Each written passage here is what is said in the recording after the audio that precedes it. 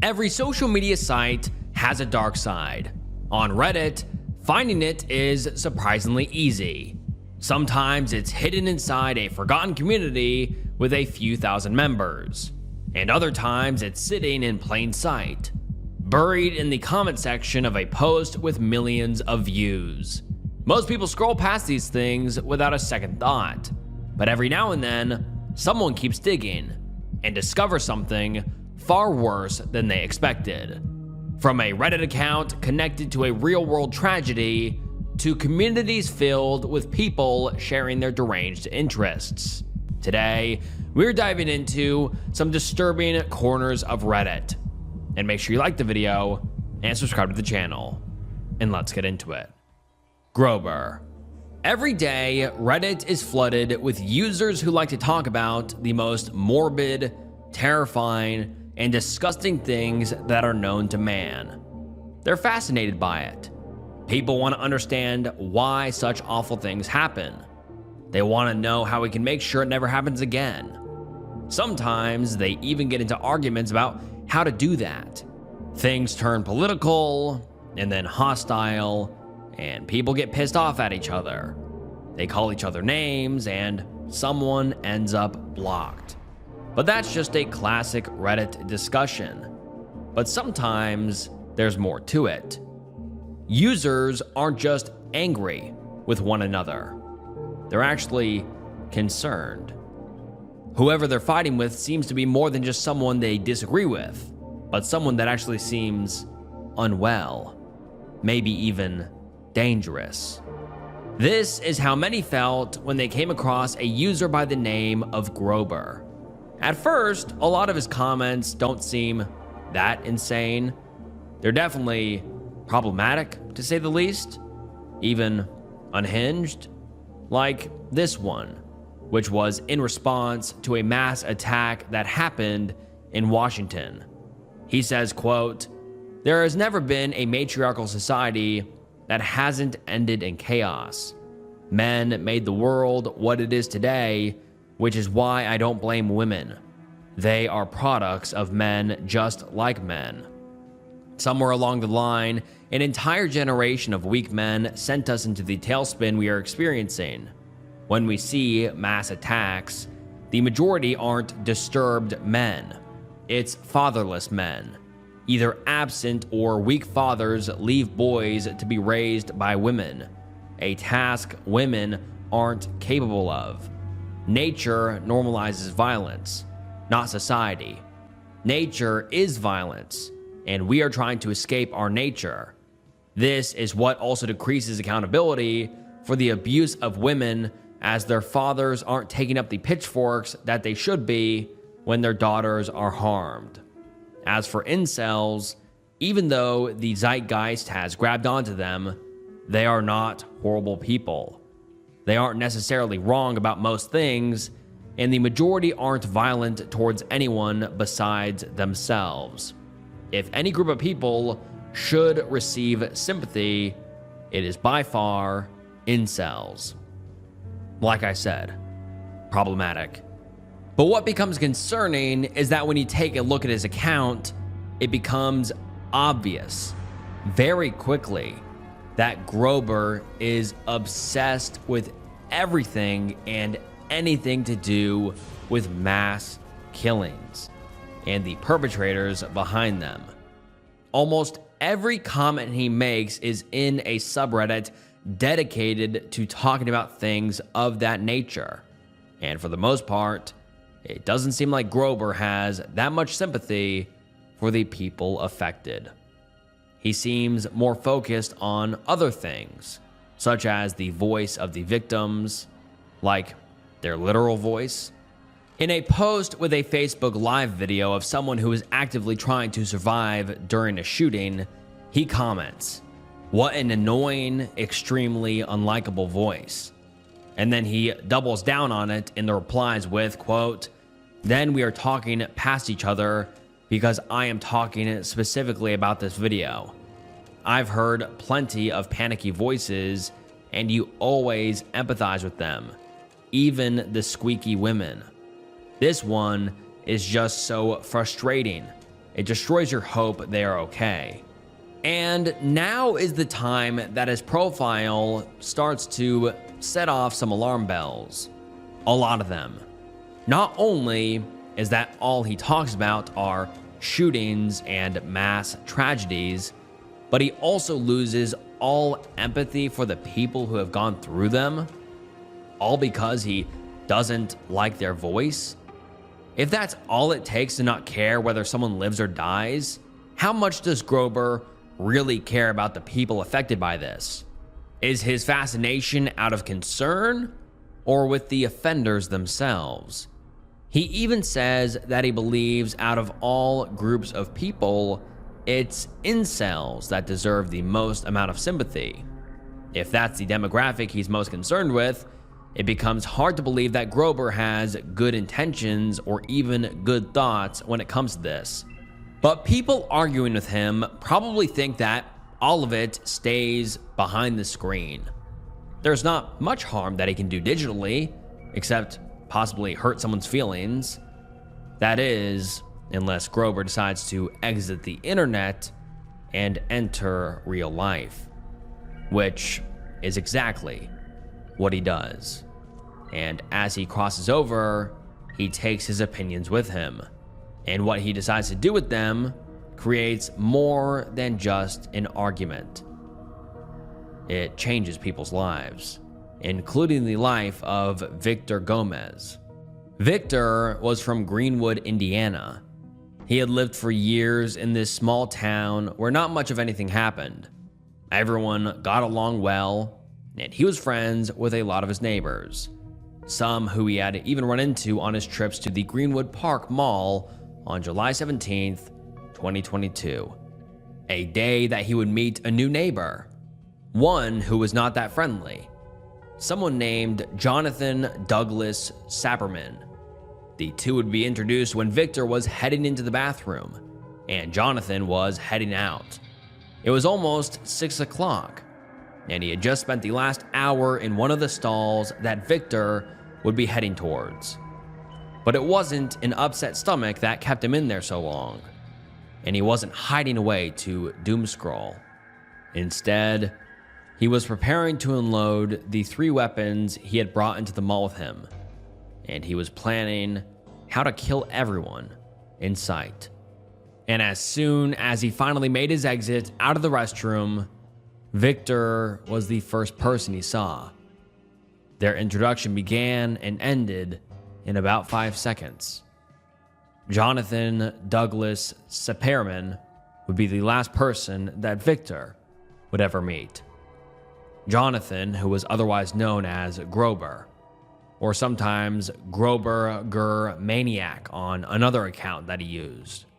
On this account, Jonathan hadn't had as much activity, but what he does have is even more haunting than what I read previously. He says, "For 3 years, I have saved nearly every firearm posted to the sub. Here is a collage of the majority." What Jonathan did that day at the mall wasn't out of impulse or a moment of insanity. It was calculated and precise. He knew exactly what he wanted to do. And his Reddit history shows the amount of research he did into how he could do just that. His constant posting and commenting about shootings was not just an interest, it was disturbed. There was always something sinister behind it. Even Jonathan himself knew that, because right before he went to the mall that day, he burned his laptop in the oven of his apartment and put his phone into the toilet. He also deleted most of his accounts, at least the ones that weren't already suspended, but we're still able to see a lot of his content through what's been archived online. It still poses the question if there was more that he was hiding, that if he said even worse things online, things that hinted at other violent urges he acted on. And it's horrifying to wonder what else Jonathan may have posted before he tried to erase his digital footprint. But even without those missing pieces, we know how dangerous he really was, because it wasn't just Victor who died that day. 3 innocent people were killed before Jonathan could be stopped, and he likely would have killed many more. The attack only lasted 15 seconds because an armed civilian, legally carrying a handgun, reacted almost immediately and shot him. Police believe that if he hadn't been stopped, many more who were there that day would also be dead. Jonathan had no intention of stopping. And looking back at his account now, it's hard not to see the signs, the obsession, the lack of empathy, the fascination with violence. But that's the uncomfortable part about people like Jonathan. Those signs only seem obvious after something terrible happened. Before that, he was just another username, another person arguing in the comment sections, another account you forget about 5 minutes later. Until one day, they're not. And by then, it's too late. And rest in peace to the 3 victims: Pedro Pineda, Rosa Marin Rivera de Pineda, Pedro's wife, and Victor Gomez. Pedro and Rosa were a married couple eating in the food court, and Victor Gomez was a local businessman and a father. According to the people who knew him, he had been preparing for his daughter's birthday celebration later that day. It's heartbreaking, and may the victims rest in peace. Galpticos. Being born. That is the response that one user by the name of Galpticos has under a post titled, "What was the most unfair and infuriating thing that's ever happened to you?" Being born, which is an incredibly depressing answer. Most people have answers like, "My father hit me," or "My teacher yelled at me in front of the entire class." But Galpticos isn't like most people.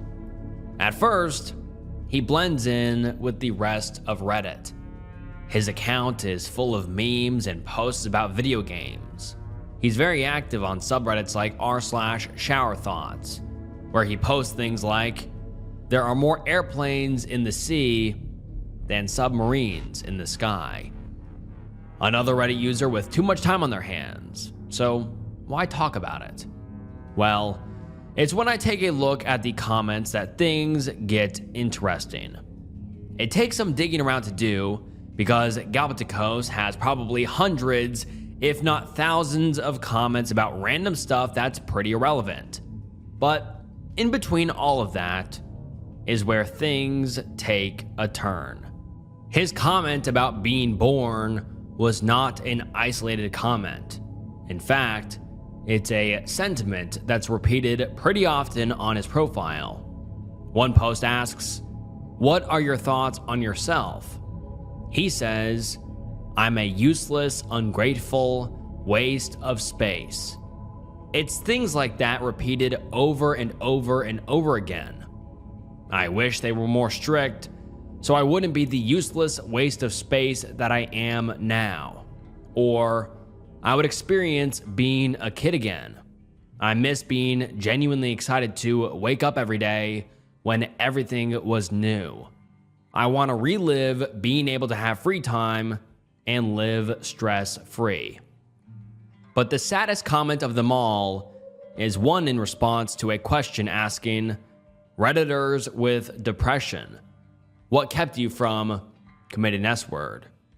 And he says, "The fact that everyone I know would feel partially guilty and will carry pain that they aren't responsible for the rest of their lives just because I was selfish."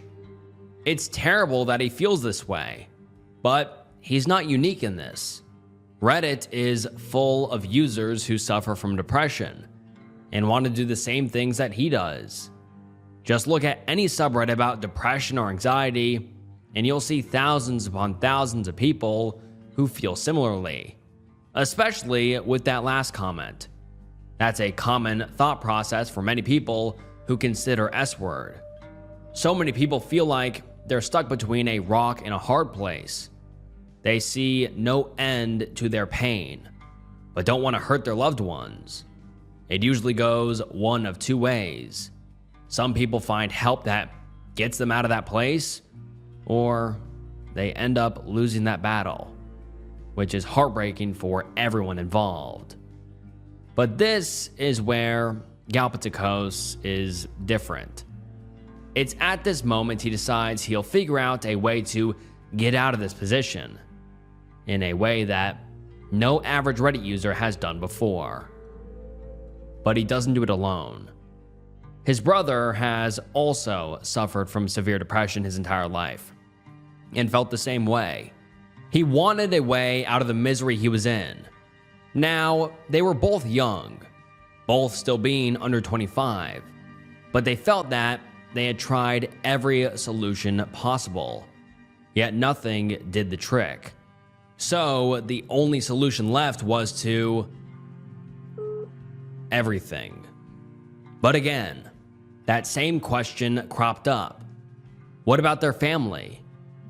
Well, like I said, they were ending everything.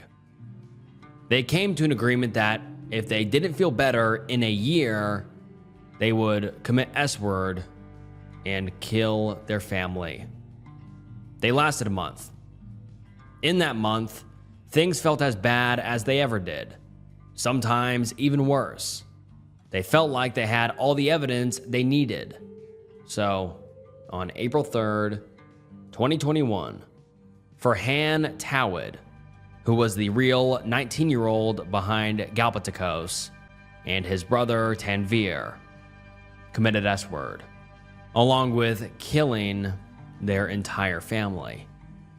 Right before the brothers acted out their plan, Farhan posted a link to a Google Doc on his Instagram, which led to a lengthy explanation of why he and his brother were doing this. The post read, "If the only reason to live is for happiness, then logically, you shouldn't live if you aren't happy. That makes sense, right? Imagine waking up, being waterboarded for an hour, electrocuted for 20 minutes, forced to watch the first half of season 9 of The Office, and finally put to sleep. Now imagine repeating that cycle daily until you died. In this scenario, I'm sure that every single one of you would prefer death, whether you want to admit it or not. Although, I'm not in quite as bad of a situation. I'm bad enough to warrant S-word. I live in so much pain and turmoil that it isn't worth going on. I'm aware that my death will bring sadness to everyone else, but I guess I'm just too selfish to care. Not selfish enough, however. There's my family. The only reason I forced myself to live for 19 years, I know I said I operate on logic, but the one emotional aspect of my life is the only reason I'm here. I love my family. I genuinely do. And that's exactly why I decided to kill them. If I just committed S-word, they would be miserable. They would spend the rest of their lives feeling guilt, despair, and a multitude of other adjectives that mean sad. Even after they got over it, it would become a permanent facet of their lives, i.e., someone I loved committed S-word and I couldn't do anything about it. Instead of having to deal with the aftermath of my S-word, I could just do them a favor and kill them. None of us would ever have to feel sad ever again. That's only a quarter of the entire note, but it's heavy enough to break anyone's heart. In other sections of the note, he also goes into his backstory and history with depression, and one of the most devastating details about all of it is that he did reach out for help multiple times. He told his dad, who got him into a camp for kids who were also struggling. What he learned there helped for a time, but the symptoms of depression eventually came back. Then, when this plan started to take shape in his head, he told some of his college roommates. Their answer was to ask him to move out. The only person that really sympathized with him was his brother, who was in just as much pain as he was. The combination of all of that turmoil resulted in this horrific end to their family. Farhad was only 19 and his brother 21. Them, along with Farhad's twin sister, their parents, and their grandmother. Rest in peace to all the victims. r/regretful parents. No one says that having a kid is easy. Look at any young family with even one baby, and you're bound to find bags under their eyes. Anyone going into having a child should be doing so under the assumption that it will be hard. Taking care of another living, breathing human is extremely hard work. Yet, hundreds of millions of families do it every year. It's one of life's biggest goals, a milestone for many people. And when they have one, they want 2 or 3 more. Because despite these sleepless nights, baby throw up, and temper tantrums, it can be one of the most fulfilling things a human can ever do. There's no love like one between a parent and a child, and all of the difficult parts are worth it to be able to experience that. Well, that is for most people. Not for the users of r/regretful parents. The subreddit describes itself as, quote, a safe place for parents who think they shouldn't have become parents in the first place, on its homepage. While that's a jarring introduction, the creators and moderators seem like they have good intentions. In the About section, it says that it's somewhere parents can vent and get anything they need off their chest, even feelings that they may feel guilty about. And some posts on here are just that. They're from parents who are simply exhausted. They have way too much on their plate and don't even feel like a human anymore. One parent compares it to a prison in this post, which reads as follows: when will I stop feeling like a slave? I am tired of drop-offs and pickups, homework, making dinner, washing and ironing clothes, medical appointments. I am sick of all of this. I have severe depression and I barely want to take care of myself, so this is starting to take everything I have in me. This is a job I really wish I could just quit. Posts like these don't even necessarily seem regretful. They just seem sad. Users who are in a really difficult position and don't know where to turn. If they were given more help, would they feel this way? Because a lot of these parents don't come across like they actually hate their child. They just want a day off, which is a normal feeling. And it's good they have a safe space to talk about that. But r/regretful parents does have a dark side. There are posts on here that feel less like a vent and more of a statement that having children is not what they want, no matter the circumstances. One post reads, anyone else just not like the kids in general? I've never liked kids, and the older I get, the less I like them. I'm gonna say some mean things here, just putting it out there. I hate how they don't know how to use common sense yet. I get tired of their stories that drag on for what feels like hours. They want to be up everyone's asses constantly and cuddle all the time. They complain about the dumbest stuff. They argue with other kids all the time. Their drama is pointless. They don't even have any sense of good taste. They're hella dramatic about every stupid thing that happens to them. Their high-pitched voices even irritate me. Am I just the world's biggest a-hole? Or does anyone else feel this way?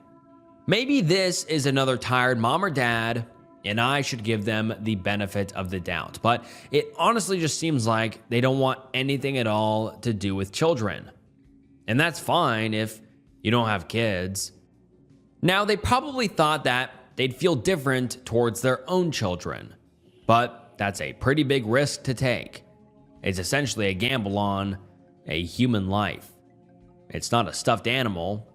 It's a real person that's relying 100% on their parents to not just take care of them physically, but also emotionally.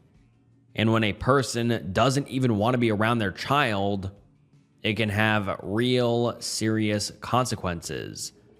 One user posts on another subreddit called r/childfree and says, "I am the child of regretful parents."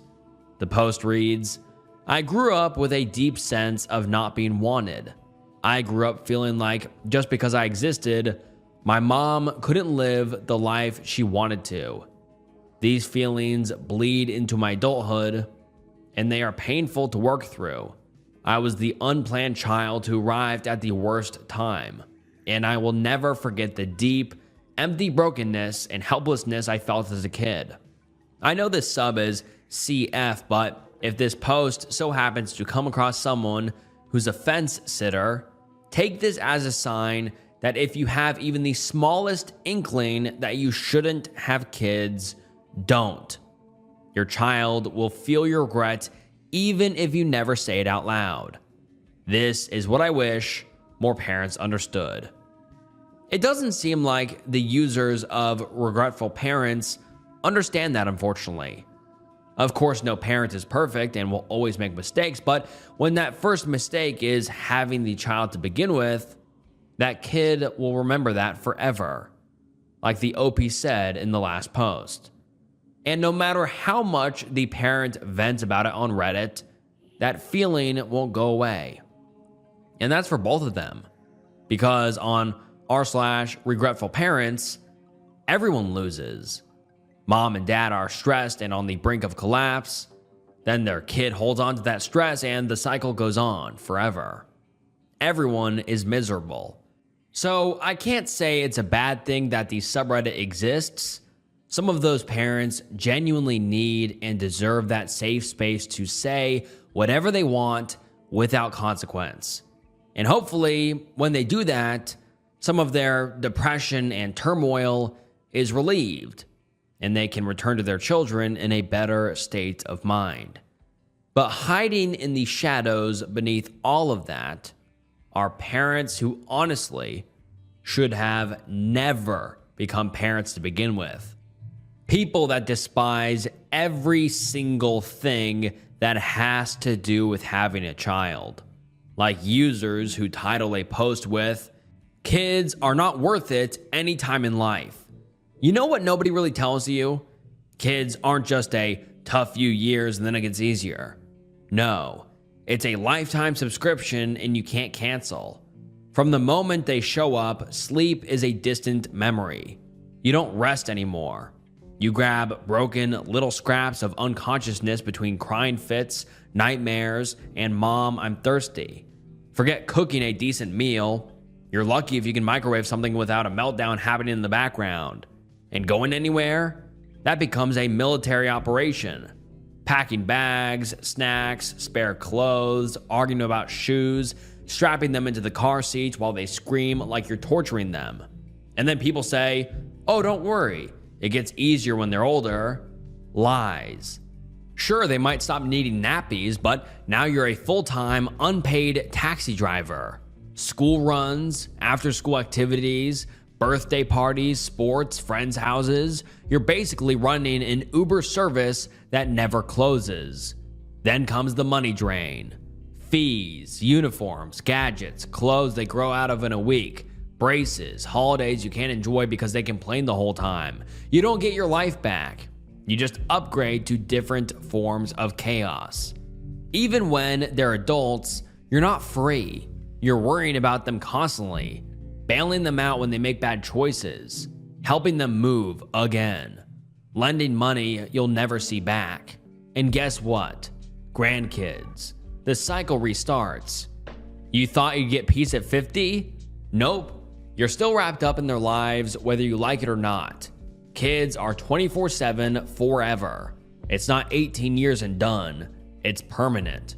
They'll still be in your head, your wallet, your schedule, and your heart until the day you die.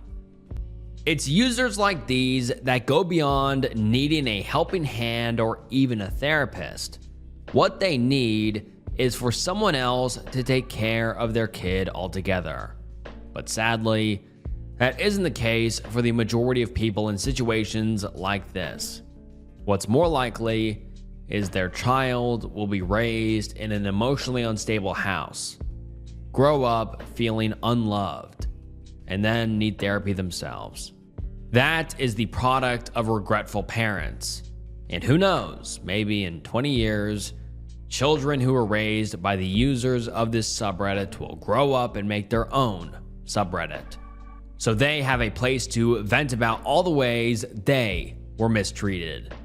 Users of Reddit will be stuck watching a loop of misery, burnout, and heartbreak, either until the site itself gets shut down or people stop having babies.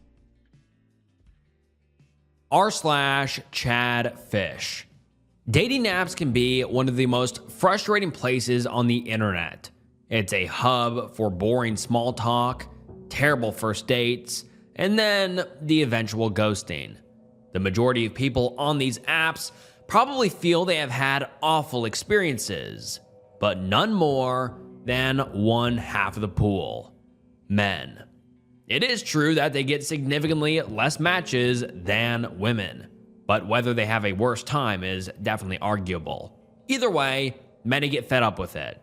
They get one match a week and eventually just delete the app. But some weren't okay with that. They didn't want to throw in the towel and just give up. They felt there had to be some other option to get attention from women. So welcome to r/ChadFish. What is now a banned subreddit was once a place for online dating experiments, generally using pictures of hot guys, but all experiments are welcome, as its users describe it. What this means is that men would essentially catfish women on dating apps and then report back here with their findings. Already, I can see why it got banned. It's not off to a great start. But even that simple explanation of a regular catfishing isn't what typically happens on r/ChadFish. These users take it much farther than that. It begins with the language they use to describe women. In this post, one user asks his fellow Redditors to make a profile and see what happens with his ideas. The post reads, "Profile request. I want you to create a Chad profile no matter his personality. My request is for you to go after a specific target. I call it a settling down person. These are the type of women that many times are single mothers, or they are just women that rode the CC and now they are ready to settle down and build a family with a man they love because they are getting older, or they don't have resources, or they simply don't want to die alone. They tend to write stuff like, not here for hookups, or looking for a dad to take care of me and my beautiful child on their bio. These are women that are experts at locating betas, controlling them, and making them miserable. Those type of women tend to appear on r/where are all the good men. I want you to expose them for what they really are. Don't let me down, soldier." There's actually parts of it that I had to censor so it doesn't sound as bad as it actually is, which the way that it actually is disgusting. The way he talks about women is terrifying, but it is a prime example of why men on here are doing this, to prove that women don't care about someone's personality, but only their looks. Basically, they're trying to find any excuse as to why women don't want to date them, other than the fact that they're just not interesting people, who also talk about women like they're objects. Just like the OP did in that last post, who's nowhere near unique for what's to come on ChadFish. This cesspool of incels only gets more muddy and toxic. One post from June of 2019, a year before the subreddit got shut down, user Piscascore111 posted something titled, 3 days and roughly 100 matches later, Luca Chadon, aka Sub Mascot, is retiring from Tinder. Here's a super freaky one he caught. He included a image of most likely a text thread from Tinder or something, but it's since been deleted. Which honestly is probably for the best, because it's probably like the hundreds of other posts on here where they show exchanges between them and women who send them explicit photos of themselves privately, meaning not for sharing. Though that means nothing to the Chad Fishers. But even still, they want to talk about how horrible the women are. But it even goes beyond that. They make this experiment more risky by making up details in the profiles they create. Things that would normally derail someone from ever being interested, such as them being someone who's had trouble with the law, or even someone who's attracted to minors. On one profile, their fake bio reads, Chad, 29. Sup, I'm Chad. You don't like me? Too bad. Some things you should know about me cause you'll see with the ankle monitor. I'm a convicted offender. It's my past. Made some mistakes, but working each day to fix them. Looking for fun. Longer stuff is cool, but can't be around in a month because I have to go back to jail for stupid things between me and my ex. She is overreacting about a few slaps I gave her a year ago. He then attaches texts from women who each question the bio and the severity of it, but then move on and talk about other things. Which, sure, is also disgusting and awful in its own way. That is, if this is something that is actually real and not just photoshopped. But even if it's not fake, and it shows that some people only swipe right based on looks instead of personality, the way that these users are proving that is not only the wrong way to go about it, but it's also just incredibly gross, disturbing, and honestly terrifying. Many people don't see it this way though. Some outsiders actually think very highly of it. Someone says, this sub is amazing. I saw a link to this place in a sub filled with deranged autists screaming about misogyny or whatever. Took a look around, and I must say, this place is absolutely ruthless, LMAO. Not an incel, nor religious, but I hate the modern dating scene as much as you, so keep up the good work in showing how superficial and destructive it all really is. Looking at this and thinking it's good work has to be the most insane take anyone could say when scrolling through Chatfish. I wonder if those people would feel the same way if they found out that all this work wasn't just kept on Reddit, but that the users also band together and discussed things on their private Discord server. This is where they could really say anything they wanted.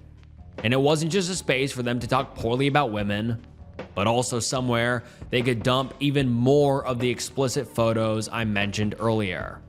And not just pictures that were sent on apps like Tinder or Bumble, but ones that were sent through things like Snapchat.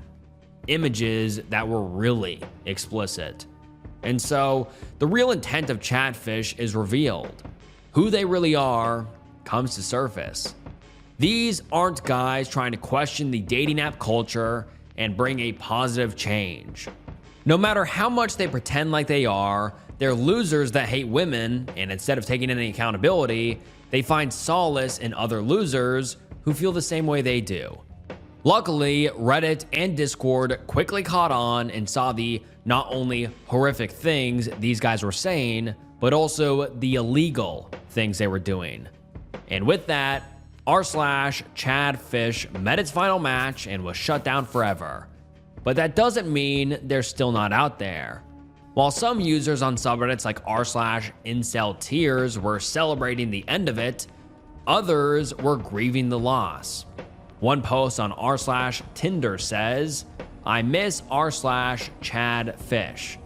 And while I'm hoping the comments are flooded with backlash and the like, OP is not met with that. One comment says, the experiments that put the final nail in the coffin of me trusting 2/3 of the women. Seriously though, this was bad and happened multiple times and shows thirsty women will drop every gram of decency and ignore the worst stuff if the guy is hot. But luckily, that's not all the comments. Some users do have basic empathy, and on top of that, common sense. One user says, The only way I'll ever believe into any of these experiments is if it's screen recorded. And even then, because video editing is very doable, but image editing or even fabricating a print, that's so easy. It's not even funny. They bring up a point mentioned earlier, one that apparently no users of Chadfish see or want to see when it's brought up. The OP of the post in question even argues back with the last comment and says, the beauty of Chadfishing is that you can do it yourself and see the same results. That's what tons of people did on r/Chadfish before it got banned. You're coping now. Like I said, you can try it yourself. You won't, however, because you're terrified that it might be true and change your entire worldview on dating. Women aren't as wonderful as you think they are. What they fail to understand is that any sane person who isn't so embarrassingly insecure that they need to hurt others to make themselves feel better doesn't want to or have the time to go and catfish women. But that's the culture of r/Chadfish and its users, who still circulate Reddit and the rest of the internet. Yes, even though all of these spaces they create, like the ones we're talking about, usually get shut down because of how vile it is. So even though it's terrifying to think about, women always have to be on the lookout for creeps like them around every corner of every site or app they go on. Because even though it's left Reddit, Chadfish will never really be gone. When I was younger, I wanted my sister to go away. I didn't want her to die, necessarily. I didn't want anyone to physically hurt her. But I wanted her to go away. Not even permanently. Just for a while. Just enough time for my parents to shine their gaze on me, just for once. Just for a little while. But that didn't happen. Claire had everything. She was beautiful, popular, smart.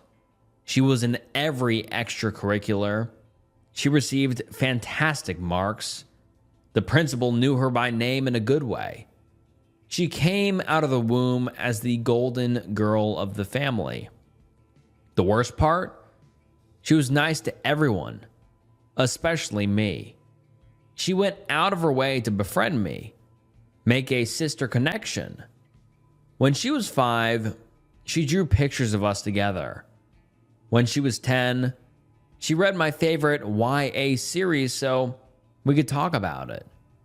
She tried everything, but I couldn't help but loathe her. Being outshined by your baby sister is hard enough. Feeling guilty about the hate you have towards her is even worse. Everything changed when Claire entered her senior year of high school. She was 18 and having her dream high school experience. I was in my second year of college by this point, and still living at home. I was just about to lock myself in my room for the night with my hot date of reality TV when I heard it. "Oh, stop it, you're bad." It was Claire's whispered voice, between giggles, coming from her bedroom. I paused and stepped closer. Who was she talking to? "Tonight, it's late? Baby, there's zero way I could get out of the house without someone seeing." Well, well. Perfect little princess is going to sneak out to see a boy. I was practically foaming at the mouth to rat her out to our parents, just to see them disappointed in her for once. "I know, I want to see you too. I know it isn't the same over the phone. Yes, I know you've been patient. Okay, I know. Yes, this weekend my parents have a thing. Can I finally meet you then?" I take a closer step to hear the specifics, which makes the floor softly creak. I hold my breath. "Hey, I've got to go. I'll text you, okay? Okay, bye." I hear her shift quickly and her footsteps coming to her door. My panic surges and I try to get as far away from her room as possible in a matter of seconds. Just then, her door swings open. "Oh, sissy, it's you," she smiles, out of breath from coming to the door. "Just going to my room," I say cautiously. Normally, I would bite her head off for using the nickname she has always called me, but I let it go. I've always hated it, though I don't understand exactly why. She smiles at me in relief, and I decide to make sure I wasn't imagining the earlier conversation I overheard. Claire, I wanted to invite you to a concert I'm going to on Saturday. Do you want to go? Mom and Dad have their party, so we can grab a bite and go, I offer. Her face falls. Claire is always trying to tag along with me to things. Oh, that sounds fun. I would love to, really, but I told Mary Beth I would sleep over at her house on Saturday, and her mom is doing a big dinner thing, so I told her I would go. She lies, trailing off while toying with her ring on her middle finger. Oh, that's too bad. Maybe next time, I tell her. She must really want to go meet whoever this is. Normally, she would never turn this down. I turn and walk towards my room. My hand is on the door when Claire's voice sounds again. You know what? I'll cancel with Mary Beth. She will understand. And we can have sister time, she offers. Crap. Oh, it's okay, I quickly say. We can always do something another time. Enjoy your time with Mary Beth. Her smile falters a bit. You mean it? We will do something another time? Because I would really like that, sissy, Claire says softly, and her honest expression almost makes me falter. Almost. Of course, Claire. We have all the time in the world, I say, opening my door casually. She smiles brightly, nods, and disappears downstairs. I'm not a bad person, I promise. I just want Claire to understand how I felt my whole life being the family disappointment. I don't even hate Claire. I just want to see her suffer. Just a little bit. Saturday came in a flash. That morning, I saw Claire redoing her hair over and over, trying to get her auburn hair to lay just right. That afternoon, I saw her laying out at least a dozen outfits on her bed, carefully analyzing each one. I watch her from her open door for a minute while she furrows her brows at each option. You're sure putting a lot of effort into looking nice for Mary Beth, I say, causing her to jump in surprise. Oh, she laughs softly. I think she wants to take photos, so I just want to make sure I look nice for them. I'm probably overthinking it.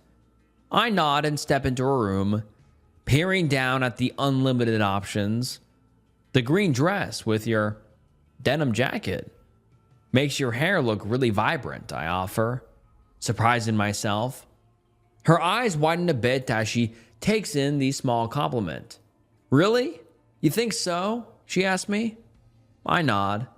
Green is your color for sure, I add. She smiles brightly.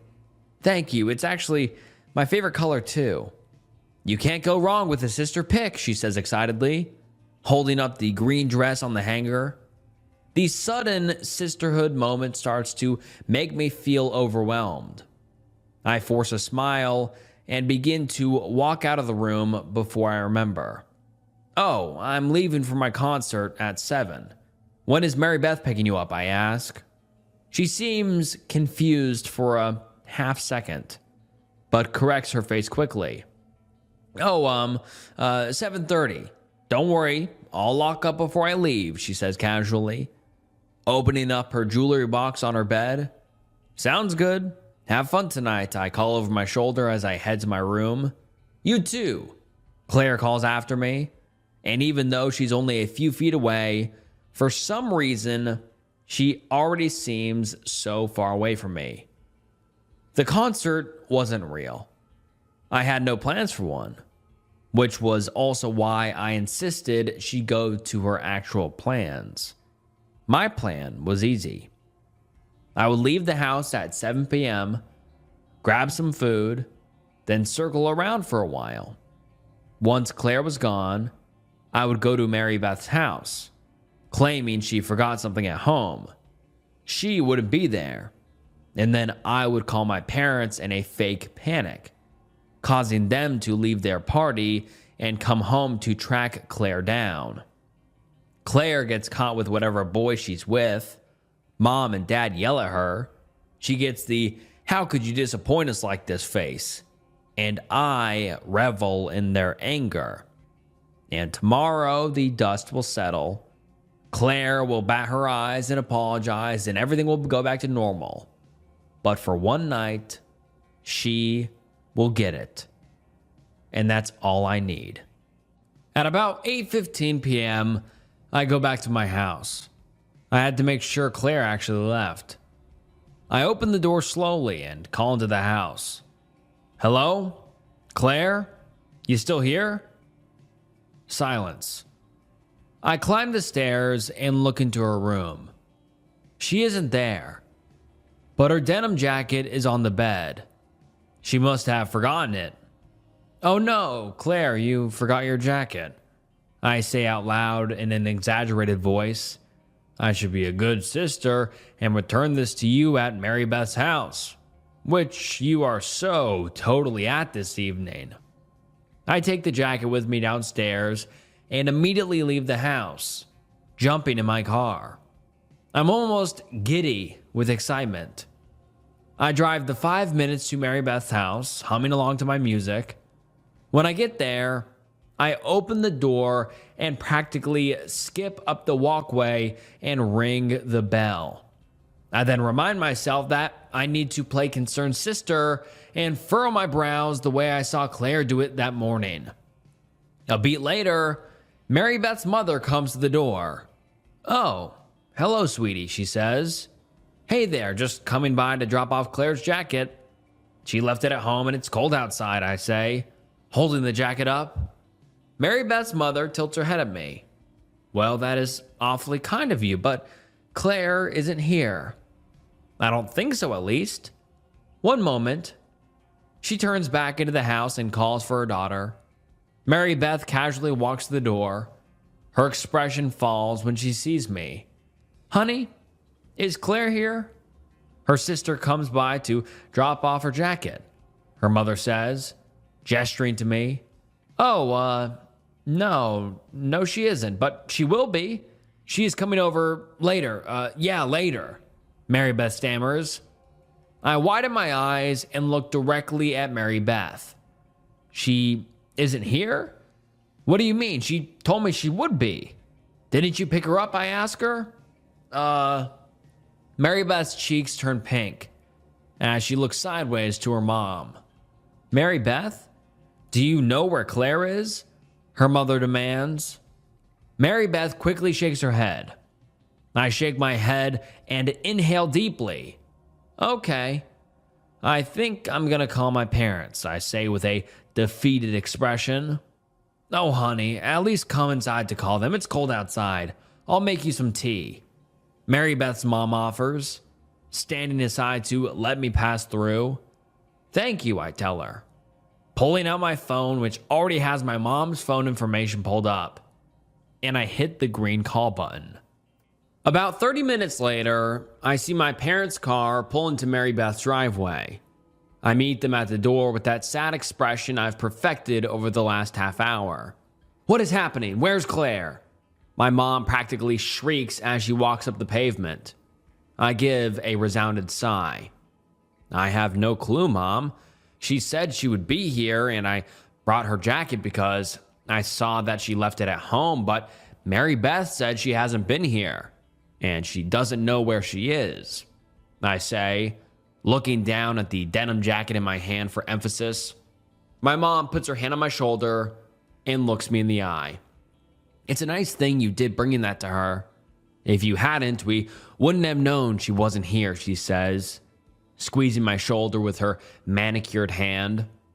A small beam of pride wells up in my chest, but I only offer her a sad smile. My dad, who had been talking to Mary Beth's mom, walks over to us. "When was the last time you called her?" he asks, pulling out his phone. "Crap. I didn't call once." "Oh, just a few minutes ago," I respond. My dad nods and pulls up Claire's contact info. I see him dial as he steps to the side of the living room with his ear to the phone. This just isn't like Claire. To disappear like this, my mom says. I feel my shining moment growing. It isn't. You're right. Do you think she lied on purpose? Lied to you, Dad, and me? Maybe she lied to go do something that you wouldn't have approved of, I say timidly. I have to make it sound like I'm coming up with a theory as I'm talking. Really sell it. As I'm watching the gears turn in my mom's head, Mary Beth and her mother appear in the room again. Mary Beth looks like she's about to throw up, and her mother has a stern hand on her shoulder. Go ahead. Tell them what you just told me, her mother says sternly. Mary Beth is silent. I said now, young lady, or so help me God. Okay, Mary Beth squeaks. I don't know where Claire is. That's true, but I know what she's doing. My mother raises her eyebrows at her. No, here we go. Mary Beth fiddles with the hem of her sweater, looking straight down at the hardwood floor. Claire was meeting a boy tonight, and she asked me to cover for her. I feign shock on my face. A boy? My mom asks. What boy? A boy from your school? Mary Beth shakes her head. No, she met him online, Mary Beth whispers. The shock on my face is no longer fake. What? I yell. Oh my God, my mom gasps, turning to find my dad. I'm sorry. I'm so sorry. She's been talking with him for a few months. I told her it was not a good idea to meet him alone, but she said he was normal and nice. She said that they video chatted a few times. I'm so sorry. I've been trying to call her since you got here, but she won't answer. Mary Beth begins to cry, putting her face in her hands. I hear my dad yelling in the other room. Claire, baby, where are you? Tell me where you are, Claire. I sprint into the other room and see my dad pressing the phone to his ear as hard as he can. His face has turned bright red. Tears have sprung from his eyes. I hear a sound coming from his phone, and I would know it anywhere. It's Claire, crying, wailing. Daddy, please help me, please. I'm so sorry, Her sentence is cut off by a piercing scream, loud enough to bring Mary Beth and her mom in from the other room. Claire, goddammit, my dad screams, hurling his phone at the wall, shattering the screen into a million pieces. My mom has her hand over her mouth, but her eyes are wild with emotions. I'm calling the police, Mary Beth's mother says. As she scurries out of the room, my mom begins to sob, and my dad leans his head against the wall, trying to compose himself. No. This wasn't supposed to happen. She was supposed to be grounded, I whisper. My father's head turns up to look at me. She was just supposed to be grounded, maybe yelled at, but that's all. And it would have been fine by tomorrow, I whisper, looking down at Claire's jacket I still held in my now trembling hands. My mother and father make eye contact before my father slowly crosses the room to me. What do you know? It's been 2 weeks. 2 miserable, brutal, quiet weeks since Claire went missing. I've been waiting for that feeling of relief. That feeling of getting what I always wanted. For her to go away. But it doesn't come. I take her jacket to sleep with me every night, holding it next to my pillow and curling around it. I've developed an attachment to it, like I'm afraid that if I don't sleep next to it, the hope is gone. But as long as I have it nearby, I'm connected to her. My parents have stopped speaking to me since that night. After the police arrived at Mary Beth's house, they spoke to us all separately. I told them the truth. That I knew she was planning to sneak out, but I said nothing. hoping she would get in trouble. The officer gave me a sympathetic smile before closing his notepad. During this time, all they have gathered was that Claire did meet someone online who claimed to be 18 and named Ethan. Ethan was careful to not talk about plans or any specifics over text or message. They mostly spoke on the phone. They found phone calls and text messages going back months and months. They did find video calls, but they appeared to have been tampered with, as well as their chats. Whoever did this has done it before. And from the messages, they've gathered that Ethan knew everything about Claire already, seemingly before she even told him. And they finally figured out where he picked her up from, and it was less than a mile from our house. They found his phone at the park down the road from us, the opposite way from Mary Beth's house. The screen was broken, but it still turned on. My sister was the only saved number. Ethan figured out a way to cover his tracks, but the police keep saying they'll stay on it. Every time the phone rings or someone knocks on the door, my mom just about has a heart attack running to answer.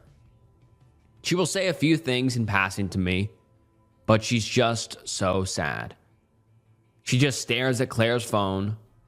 Sometimes she cries, but she's mostly quiet. My dad, I know he blames me. I've tried to explain that I had no idea it was a boy online. I thought it was someone from her class. I would never want her to get hurt. He doesn't care. Especially once the police pulled the records and he realized I never called her myself that night. What if he called her once he got to Mary Beth's? You could have spoken to her. What if you could have figured out where she was? He had asked me. To which I had no response. He leaves the house every day to look for her.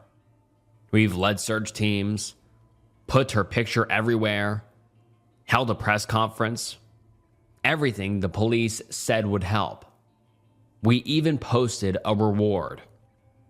But the days pass, and my sister doesn't come home. It was a Monday when we found out. When you find out something that impacts the rest of your life, you really zone in on everything around you in that moment. The wallpaper that had begun to lightly peel above the mantle that held Claire's soccer photo. The smell of the Febreze my mom had just sprayed in the living room when the detective called and asked if he could come by to talk. The sound of the garbage truck making its way down the road. If I close my eyes, I'm back sitting on the couch next to my mom. My dad refused to sit. He wanted to remain standing, no matter how much the detective insisted otherwise. That Monday was the day I found out that Claire was really gone. And she was really gone because they had found her. She was 40 miles east in a wooded area, or what remained of her. A hiker had discovered something wrapped in green fabric sticking up out of the ground and called it in. It was Claire. From the autopsy, the detective had said they were able to gather that she had been tortured and brutalized up until the end of her life. Though it was hard to know specifics with what remained of her. Though I wouldn't be surprised if they were keeping details from us on purpose to try and protect us. And they placed her time of death not soon after she had gone missing. And the boy? My father asked. The detective shook his head. We haven't been able to find him, sir. I still clutched her jacket while he continued to tell us the news as gently as he could. Though I couldn't look at the detective. I just stared at Claire's photo on the mantle in her green soccer uniform. Green. I always liked her in green. In my time I've had to think about Claire, I've realized I actually liked quite a bit about her. I liked her laugh, her style, her unwavering kindness and optimism. And that was all I had of her now. These memories, these things I admired but could never bring myself to tell her, and now I never will. We held her funeral a week later, a closed casket, but there were enough flowers to rival a garden. We opened the floor for people to speak, and everyone spoke about how Claire had touched their lives in some way. It became too much to handle. I retreated to the parking lot to smoke a cigarette in an attempt to gather myself. I was standing outside for only a moment when I saw my mom approach from the corner of my eye. "Could I have one?" she asked. I raised my eyebrows, but held the pack and lighter out for her. She lit a cigarette and took a long drag before staring out into the lot. We sat there for a moment, in uncomfortable silence. "She adored you, you know," my mom finally says. I turned to her in surprise. "No, I mean, she was always good to me, but I don't think," I start. "She did, though. She idolized you. From the moment she understood anything, you were her big sister, and she just loved you. Her first real word was sissy. Did you know that?" My mom tells me, taking another drag of her cigarette. I stare at her in shock. "I didn't know that." "No," I whisper. We sit in silence again, before it's my turn to break it. We were supposed to have more time. We were supposed to become friends later, be there for one another. The whole thing, and if I had just called her or been less jealous, it's just not fair. "Death is never fair, honey," my mom interrupts, tossing the finished cigarette in the dirt and stepping on it with her boot. I feel my cheeks become wet. It must be rainfall. I reach out my hand out to catch a droplet and realize the sky is bright and blue. The wetness is coming from my eyes.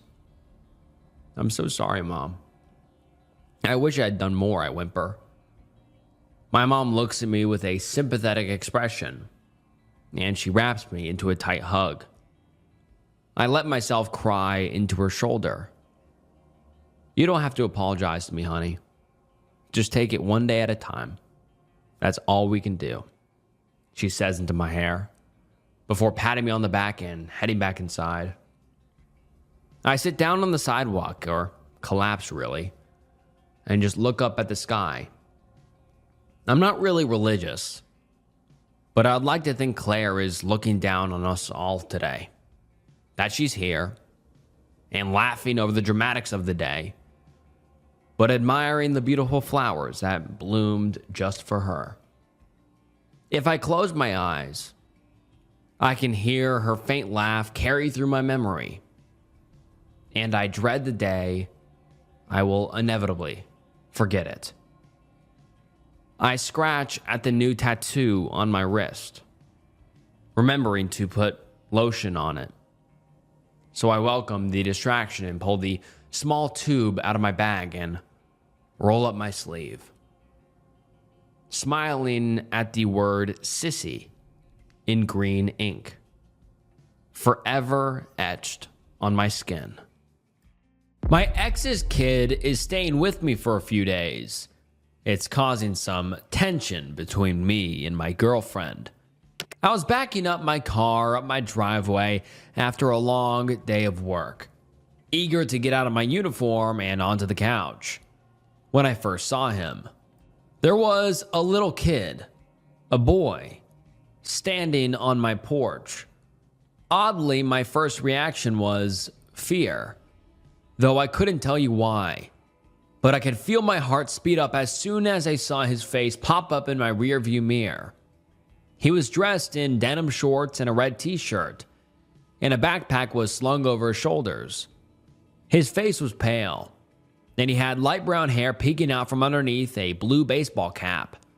His eyes locked onto mine in the reflection as I put the car in park and pulled the keys out of the ignition. I broke off the unsettling eye contact to glance up and down the street. What if this is a robbery? I thought wildly. That's a thing, isn't it? Children use as decoys to get your guard down. I shook my head, realizing how ridiculous I sounded. Jesus, I need to lay off the late night true crime rabbit holes.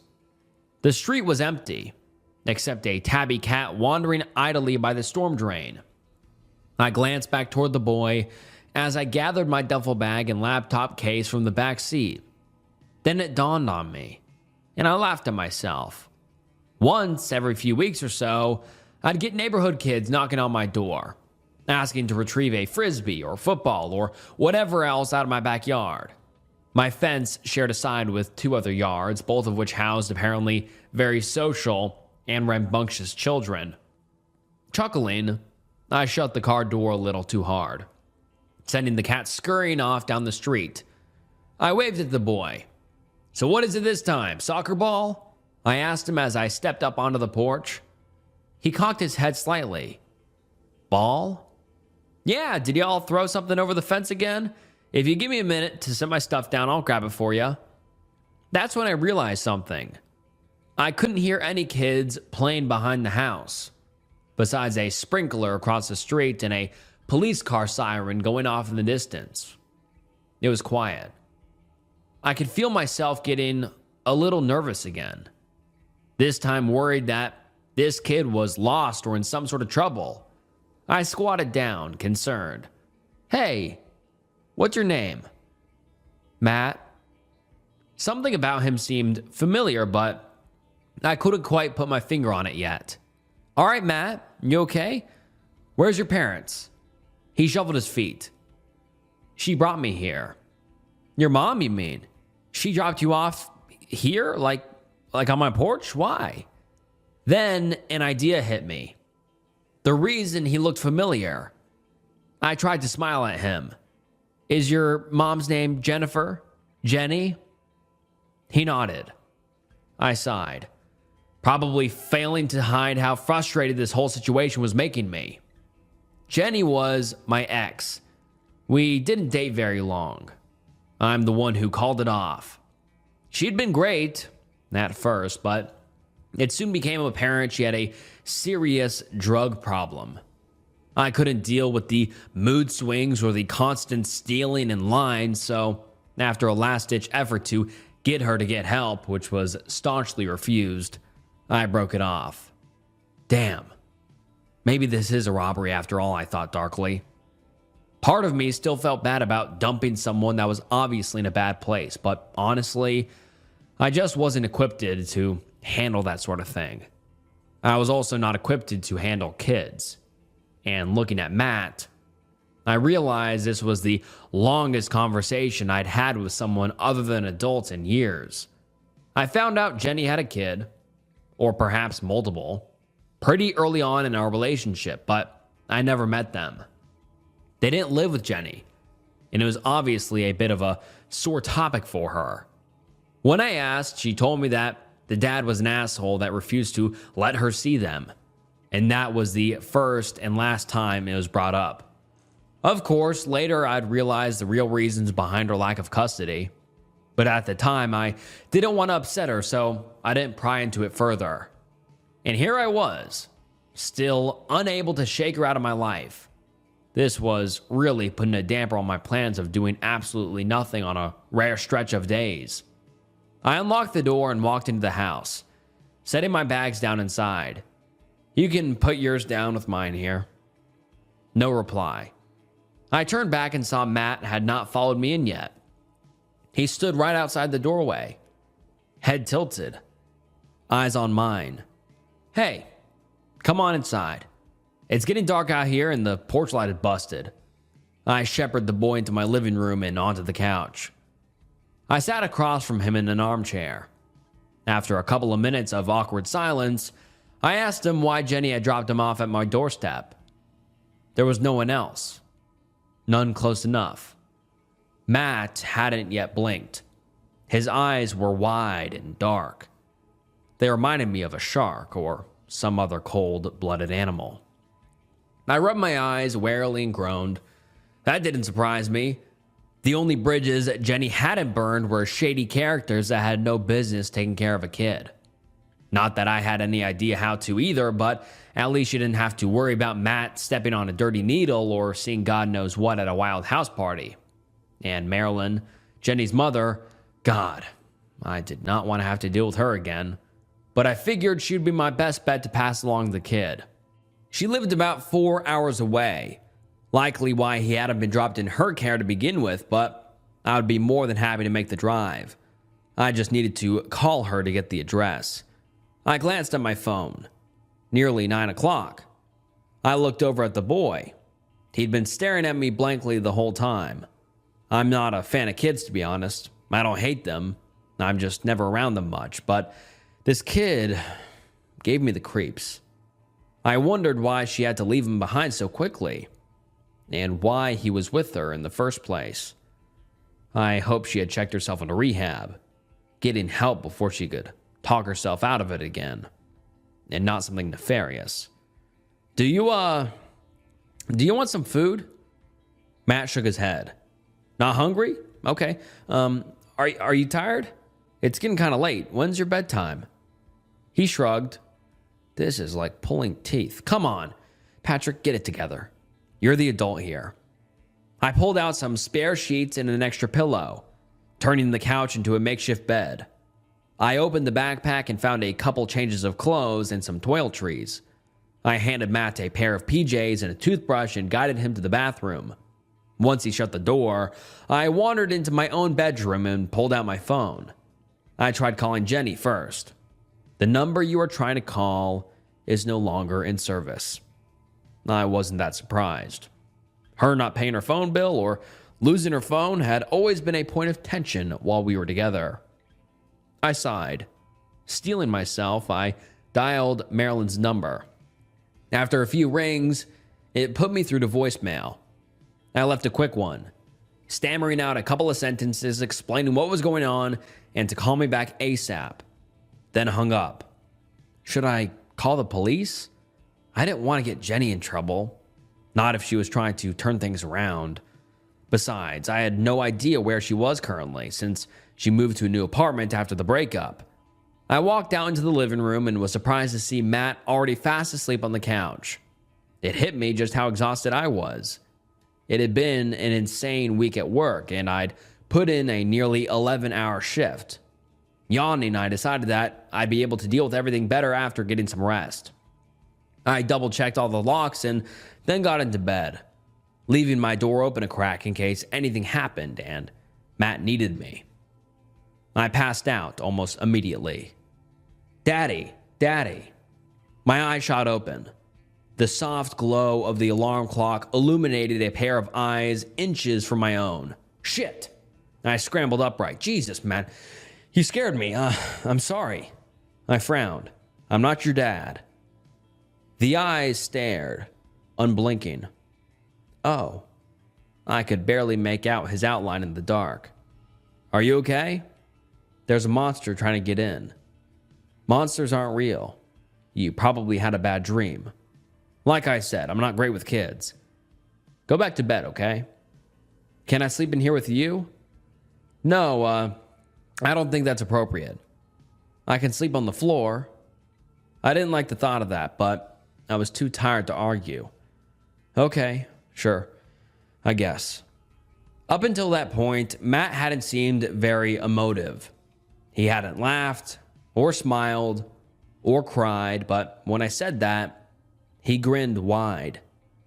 And something about it made my stomach flip. Maybe it was the way the green light bounced off of his teeth, evoking the image of a Cheshire cat or maybe a wolf. I stayed frozen as he disappeared beneath the side of my bed. I couldn't see him, but I could hear his soft breathing. And every once in a while, he'd make this odd clicking sound, the way one might against the roof of your mouth with your tongue. It took me a long time to fall back asleep, and when I did, it was fitful. I woke to knocking on the front door. The clock read 11 o'clock. I must have slept straight through an alarm. Sunlight streamed in through the cracks in the blinds, making me squint. I peeked over the edge of the bed, half hoping last night was just a weird dream. But the crumpled blanket and pillow were still laying on the floor. Matt, however, was not. I hastily pulled on some jeans and made my way to the front door. The boy was in the living room, staring blankly at the TV. It was off. "Morning," I said, a little nervously. "Here, let me help." I switched on the TV. A solemn-looking news anchor stood above a running banner reading, "S-word epidemic has experts." I quickly flipped through channels before landing on something more child-friendly. The knocking got louder. Okay, I'm coming." I jogged to the door and cracked it open. "Were you still sleeping? It's almost noon. What? Did you forget your hot, awesome girlfriend was coming over?" She winked playfully, smiling. I blinked, still groggy. Yeah, I had. With the long workday yesterday and all of the strangeness of last night's event, I had totally forgotten about our plans. Sheepishly, I grinned. "I'm sorry, it's been a long night." Her eyes wandered over my shoulder, and her smile faltered slightly. "Who's that?" It's kind of a long story. Come on in, I'll make you some coffee." A few minutes later, I had gotten her up to speed. She did not look pleased. "How long is he going to be staying here?" "Not long," I answered quickly. I mean, shouldn't be. I led her into the living room. Matt looked at us out of the corner of his eye, but didn't say anything. I cleared my throat. "Matt, this is my friend, Claire," she interrupted, finishing my sentence. "Nice to meet you, Matt." She wasn't very convincing. Maybe she thinks he's secretly my kid. She turned back to me. "So now is not a good time?" "No," I sputtered. "No, it's fine. Stay." I smiled weakly at her. "It's just for a few days, if that, I promise." I felt claustrophobic suddenly. "Hey, I could do with some fresh air. Get out of the house for a bit." Claire looked a little uncomfortable, glancing over at Matt. "I don't know, maybe we should stay in. We can grab a bite to eat, make a date out of it, my treat." About an hour later, we were all seated on the outdoor patio of a little cafe downtown. I had brought some paper and markers along, hoping to keep the kid entertained while we waited. A waiter brought a pitcher of water and a couple of cups to our table. "Hey, we'll actually need one more." I gestured towards Matt. I was half worried he'd asked us to put the markers away. The tablecloth was white, but the waiter didn't even look at the boy, just apologized. "I'll bring another right away." "Are you ready to order?" I nodded. "I'll have the burger, medium well, side of fries." He scribbled away at his pen pad. "Anything else?" "Yeah, a chicken tenders basket with how about the fruit cup?" And I paused for Claire to order, but the waiter just kept looking at me expectantly. Claire cleared her throat and pointed down at my menu. "And a chicken Caesar salad, please." "Thanks." I relayed her order to the waiter. He noted and wrote the rest of it down. "Hungry, huh? I'll have the extra glass out in just a second." He walked off, and I poured some water for Matt and Claire, figuring it would be the chivalrous thing to do, to wait on the third myself. As I was sliding the last one over to Matt, who was now fully absorbed in his drawing, a snippet of conversation caught my attention. "Worried about her, you know? She called me up the other day to tell me her daughter was visiting, asking if I wanted to make the drive up to see them, but my aunt died nearly a decade ago." I looked over out of the corner of my eye, not wanting to seem nosy. Two young women were sitting at the table across from us. One was nodding sympathetically, hand over the other's. Mine had memory issues, dementia, I guess. Towards the end, too, it might be time to consider. "Pat, are you with us?" Claire interrupted my eavesdropping. "I was asking you how work has been lately." Embarrassed, I turned my attention to her. I vented about my job for a bit and apologized again for forgetting about our date, which she laughed off. It's okay, Pat. Don't worry about it. We've been together for, a year next week. Time's gone by so fast. I know it's not as her voice trailed off. I noticed the girls at the other table were now trying to steal glances at us, whispering among themselves nervously. I followed Claire's gaze to Matt. I had almost forgotten he was there. He hadn't said a peep the entire time. He had the red marker in his hands and was putting some finishes touches on his drawing. I craned my neck to get a better view. He had drawn what looked like a crow, its eyes scratched out with little X's. The neck flopped to the side at an awkward angle. He was dotting its head with the red ink, which I assumed was meant to be blood. Hey, what you drawing there? I kept my voice light. He didn't answer, just smirked slightly and kept working. He was holding his left hand rigidly under the table, something that I normally wouldn't notice except his eyes would dart down to his lap every couple of seconds. Claire and I exchanged a worried glance. Matt, I said softly, what do you have under there? He slowly raised his hand so we could see what he held. When I gasped, he dropped it quickly onto the table. It was a crow, its head twisted sharply to the side, a fleck of red smeared off onto the light tablecloth. I found it. That grin again. It looked so unnatural on the face of a child. All right, so I'm so sorry about the wait, sir. It's been a glass clanged against the patio. Of course, the waiter picked the absolute worst time to return. He stared at the dead bird, then up to me. I apologized profusely, handing him my card and a hefty cash tip before asking to get everything to go. He complied, quickly this time, and I grabbed the bags in one hand and Matt with the other, quickly crumpling the drawing and shoving it deep into my pockets before ushering the boy and a mortified Claire into the car. Once the three of us were back home, I asked Claire to keep an eye on Matt and excused myself to try and call Jenny again. I turned on the TV in my bedroom on low to keep my voice from carrying into the living room. The number you were trying to call is no longer in service. I dialed Marilyn once more and was robotically informed her voicemail was full.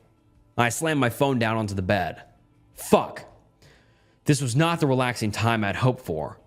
Of all the kids in the world, of course I get stuck with the poster boy for the next horror blockbuster. Another strange case in which the would-be perpetrator tried to turn himself in for, ultimately a crime that police say never actually took place. The woman, whose name cannot be released at this time, said the boy claimed to be her nephew, whom she hadn't. I swiveled towards the TV, straining to make out the muffled words. After conducting an extensive search, it was determined that the teenager she claimed she killed most likely never existed in the first place. Neighbors report no. The signal cut out for a moment. I heard a clap of thunder in the distance. Claimed self-defense, stating that the intruders exhibiting odd behavior posed an active threat to their lives. However, when they tried to show law enforcement the crime scene, the bodies seem apparently to vanish into thin, what the hell? I ran my hands wildly around the bed to find the remote, knocking it off in the process. Once I retrieved it, I turned up the volume a notch or two, hoping the closed door would still muffle it enough. Follows on the heels of two other similar cases this week alone. Though in the first we covered, a family member did report seeing the supposed female. However, their testimony has been called into question by, I know you're not my dad. I jumped. Matt had the door slightly open and was staring at me through the crack. I hastily turned off the TV. What? I know you're not my dad because my dad is dead. Oh, I'm sorry to hear that. He stared at me for a very uncomfortable moment before closing the door. Once I heard the footsteps fade down the hall, I let out a breath I didn't know I'd been holding. I was shaking. Get it together, man. It's a kid. A creepy kid, sure, but his mom's a crackhead. What kid wouldn't be a little messed up in the head from all that? I glanced at the dark screen of the now silent TV, and people have always been a little crazy. We're only seeing these non-existent patterns now because we're so connected. We have all the information in the world at our fingertips these days. Footsteps approached my room once again, followed by a soft knock. Hey, it's me. Can I come in? To my relief, it was Claire. Yeah, no problem. She sat on the bed with me, legs crossed. I'm going to stay with you tonight, if that's okay. Just in case. She lowered her voice slightly, glancing toward the now wide open door. That really freaked me out. At the restaurant, I'm not saying this kid is dangerous, but it wouldn't hurt to have an extra pair of eyes and ears, you know? I nodded, kissing her forehead gratefully. Hey, have you, watched the news lately by any chance? No, she frowned. Why should I? I hesitated a moment before answering. Nah, things are just so depressing in the world right now. It's good to take a break.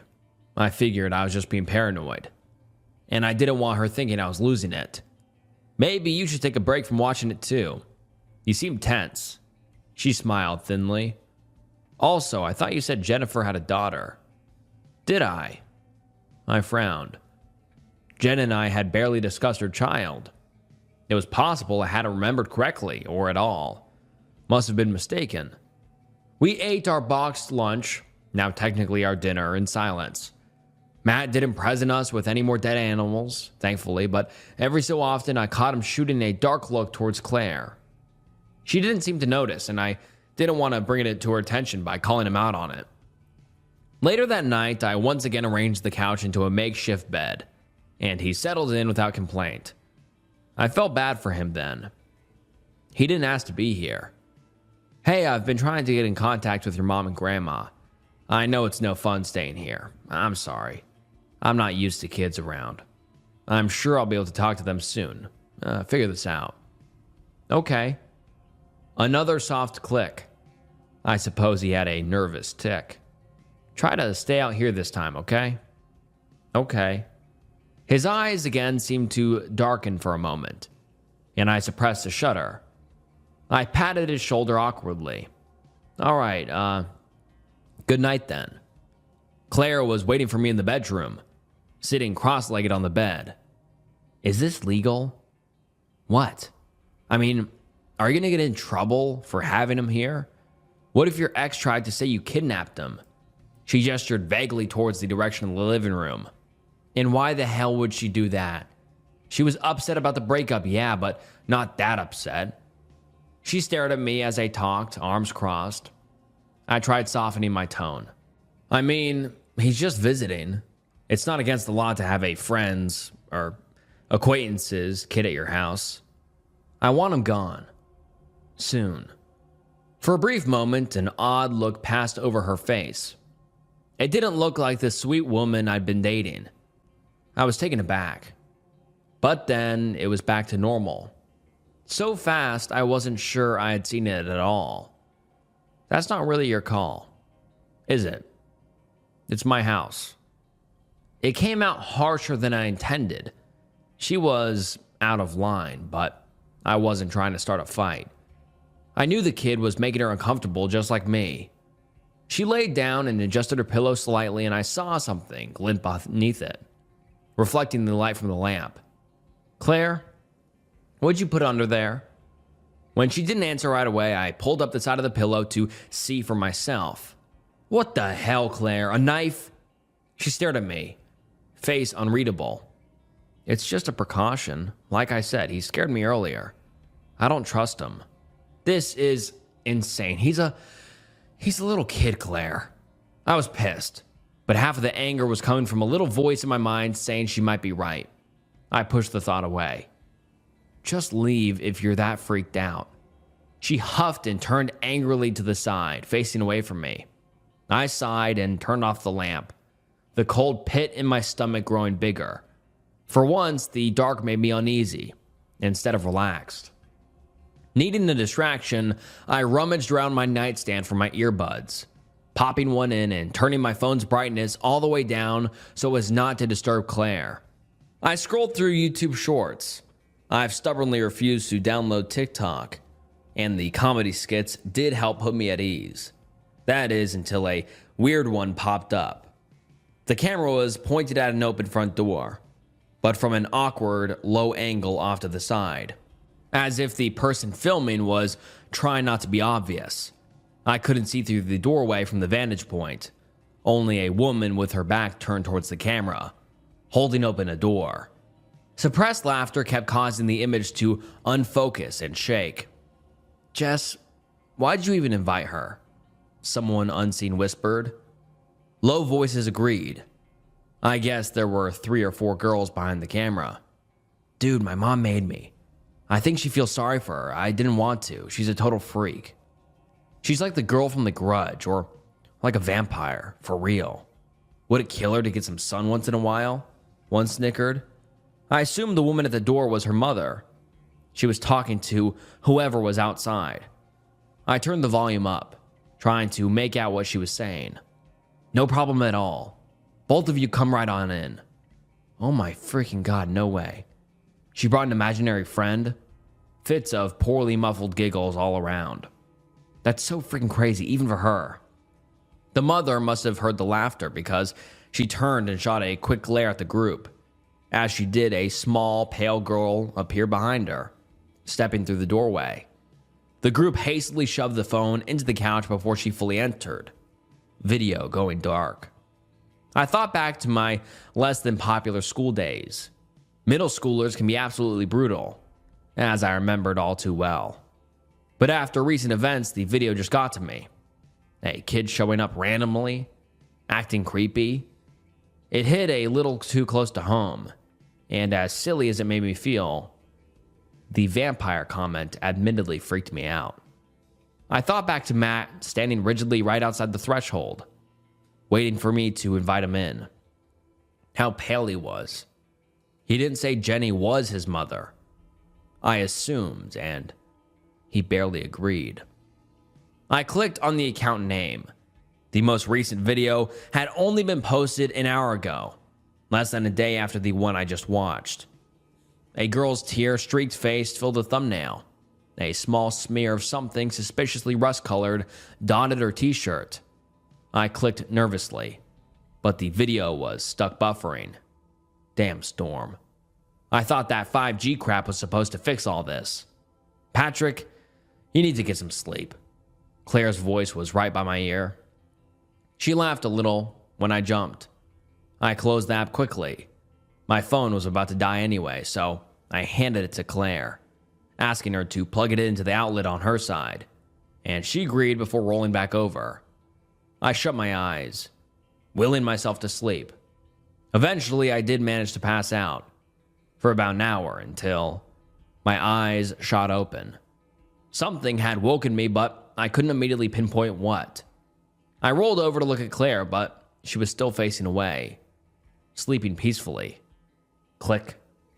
Matt. I squinted, trying to find his silhouette in the darkness, but I couldn't. I shifted uneasily. Click. "Matt, is that you?" I whispered. No one answered, but I heard a slight rustling. I thought back to the other night, how he laid on the floor. I inched toward the edge of the bed and peered over, my eyes having adjusted to the darkness somewhat. Nothing. My stomach flipped as an unsettling thought popped into my head, and I slowly swung my feet off the bed until I was standing upright. It'd be a tight squeeze, yes, but he was small enough. An image of him, teeth bared sharp and limbs contorted tightly, flashed unbidden in my mind. I quietly got down onto my knees, craning my neck to look underneath the bed. I took a deep breath and swept my gaze back and forth, and nothing. Click. The feeling of being watched raised the hairs on my neck. I whipped around, eyes landing on the closet. I saw something move behind the slats. "Matt, is that you?" Click, click, click, click. Heart in my throat, I closed the distance and threw open the door. Matt was crouched in the corner of the closet, wide-eyed. He held something tightly behind his back. Give it to me. I spoke low but forcefully, hoping he couldn't see how much I was shaking. Now. He dropped a jagged shard of glass on the floor. I thought back to the shocked waiter shattering the cup on the patio. Had he been hiding it this whole time? Why? I hurriedly scooped it up, nearly slicing my thumb open in the process. What the hell do you think you're doing? He held my gaze. Killing monsters. Click. Go. I pointed towards the door. Do not come back in here, you hear me? Stay on the couch and don't move. I'll be out in a minute to talk. He slunk past me quietly. I stood vigilantly by the door until I heard the creak of him clambering onto the couch. I can't do this. I can't. I've got to get him out. Tonight. But where could I take him? I pulled at my hair in desperation. I glanced over at Claire, still fast asleep somehow. Call Mom. She'll know. Why haven't I thought to call my own mother? It was well past midnight, but where my mother lived, it wouldn't be much past 10. I padded softly to the side of the bed where Claire was sleeping, careful not to wake her. My phone was charging on the floor next to her.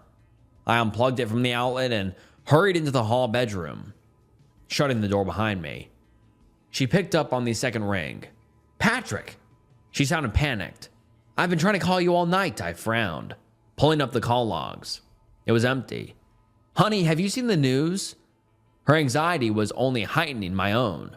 Yeah, a little, but hey, Mom, something's really wrong, hon. I wish you were here. I don't like the thought of you living alone with everything going on. She paused. My neighbor. You might remember Betty. She died last night. Oh my God, Mom, what happened? The police say she committed S-word. She sounded dubious. But you don't think so? Well, they found her in the bathroom, one of those actually built into the wall.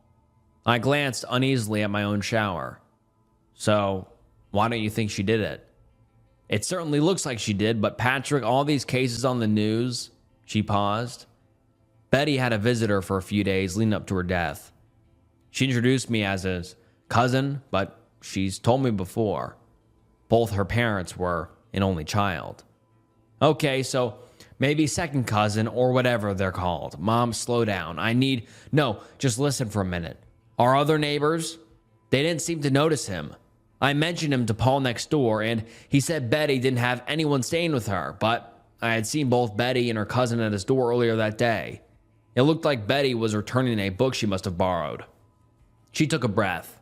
And then she wasn't reported deceased until her daughter stopped by to check on her. If this cousin was staying there, he must have seen her body. The daughter, Anna's her name, she said there wasn't any sign someone had been staying there at all. She didn't know her mother had any cousins either. And Patrick, there was no car besides Betty's old sedan in her driveway the entire time. How'd he get there? How did he leave? I had seen him just the night before. It just doesn't make sense. Well, maybe he took an Uber. I trailed off weakly. I didn't even believe that myself, and I knew she wouldn't either. Mom, make sure you keep your doors locked, okay?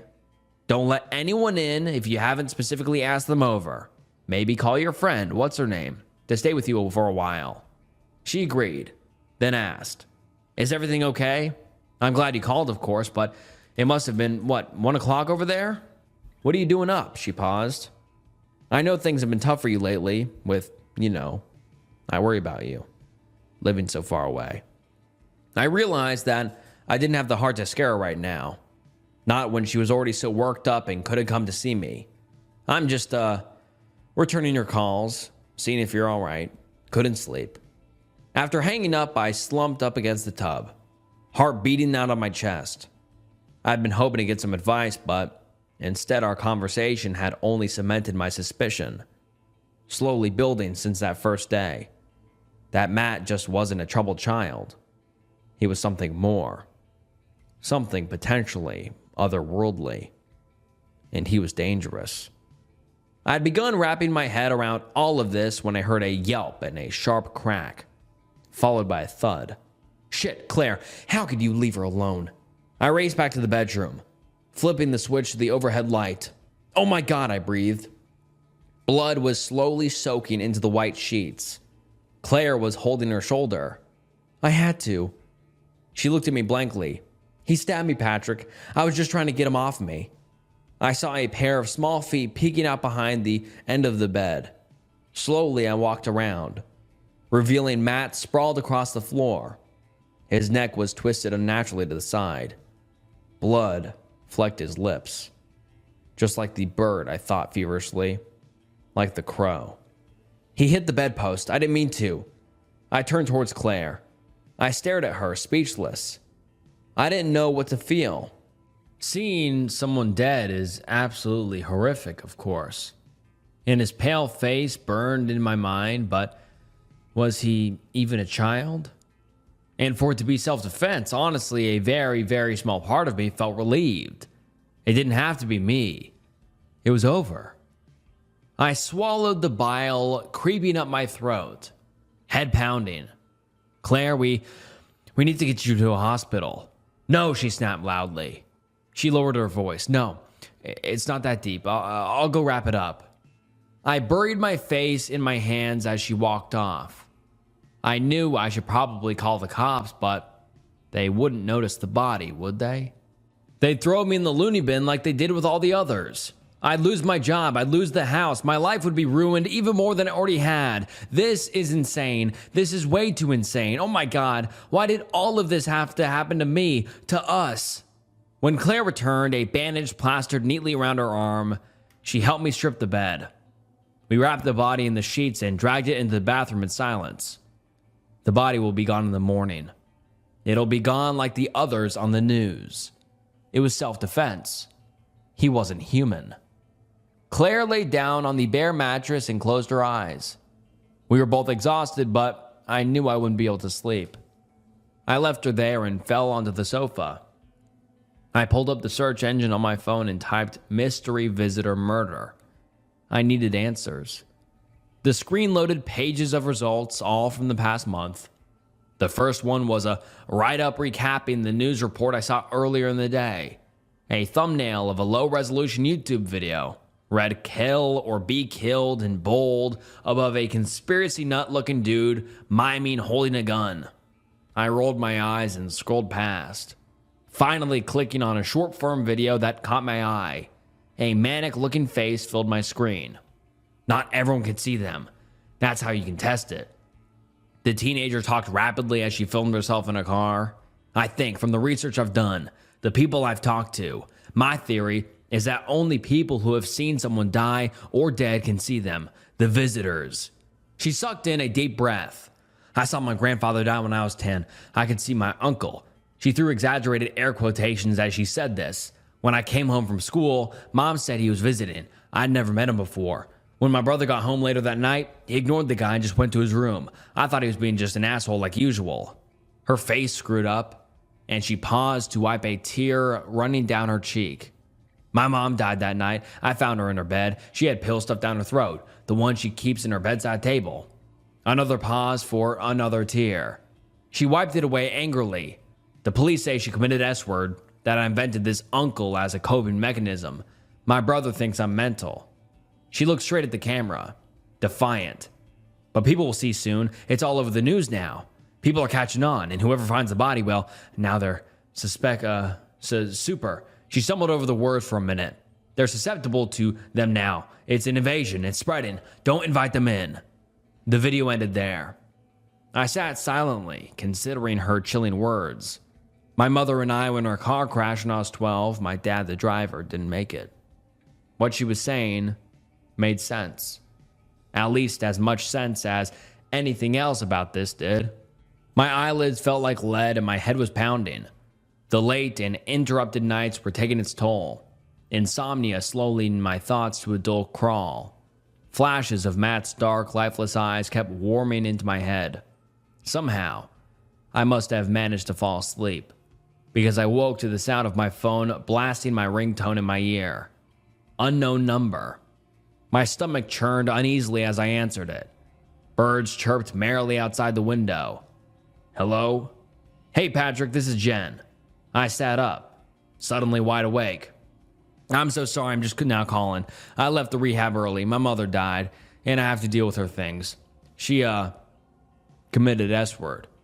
Jenny started crying. I'm getting myself on track, Pat, I swear, but it's my fault. She's been done with me for a long time now. I didn't tell her I was getting help. I wanted it to be a surprise, and now she's gone and it's all my fault. She hiccuped weakly. I'll come by tomorrow to pick up Matt, like I wrote in the letter. He can be a handful. He hasn't been right since he saw his dad die, and I'm so sorry, but I really didn't have anyone else.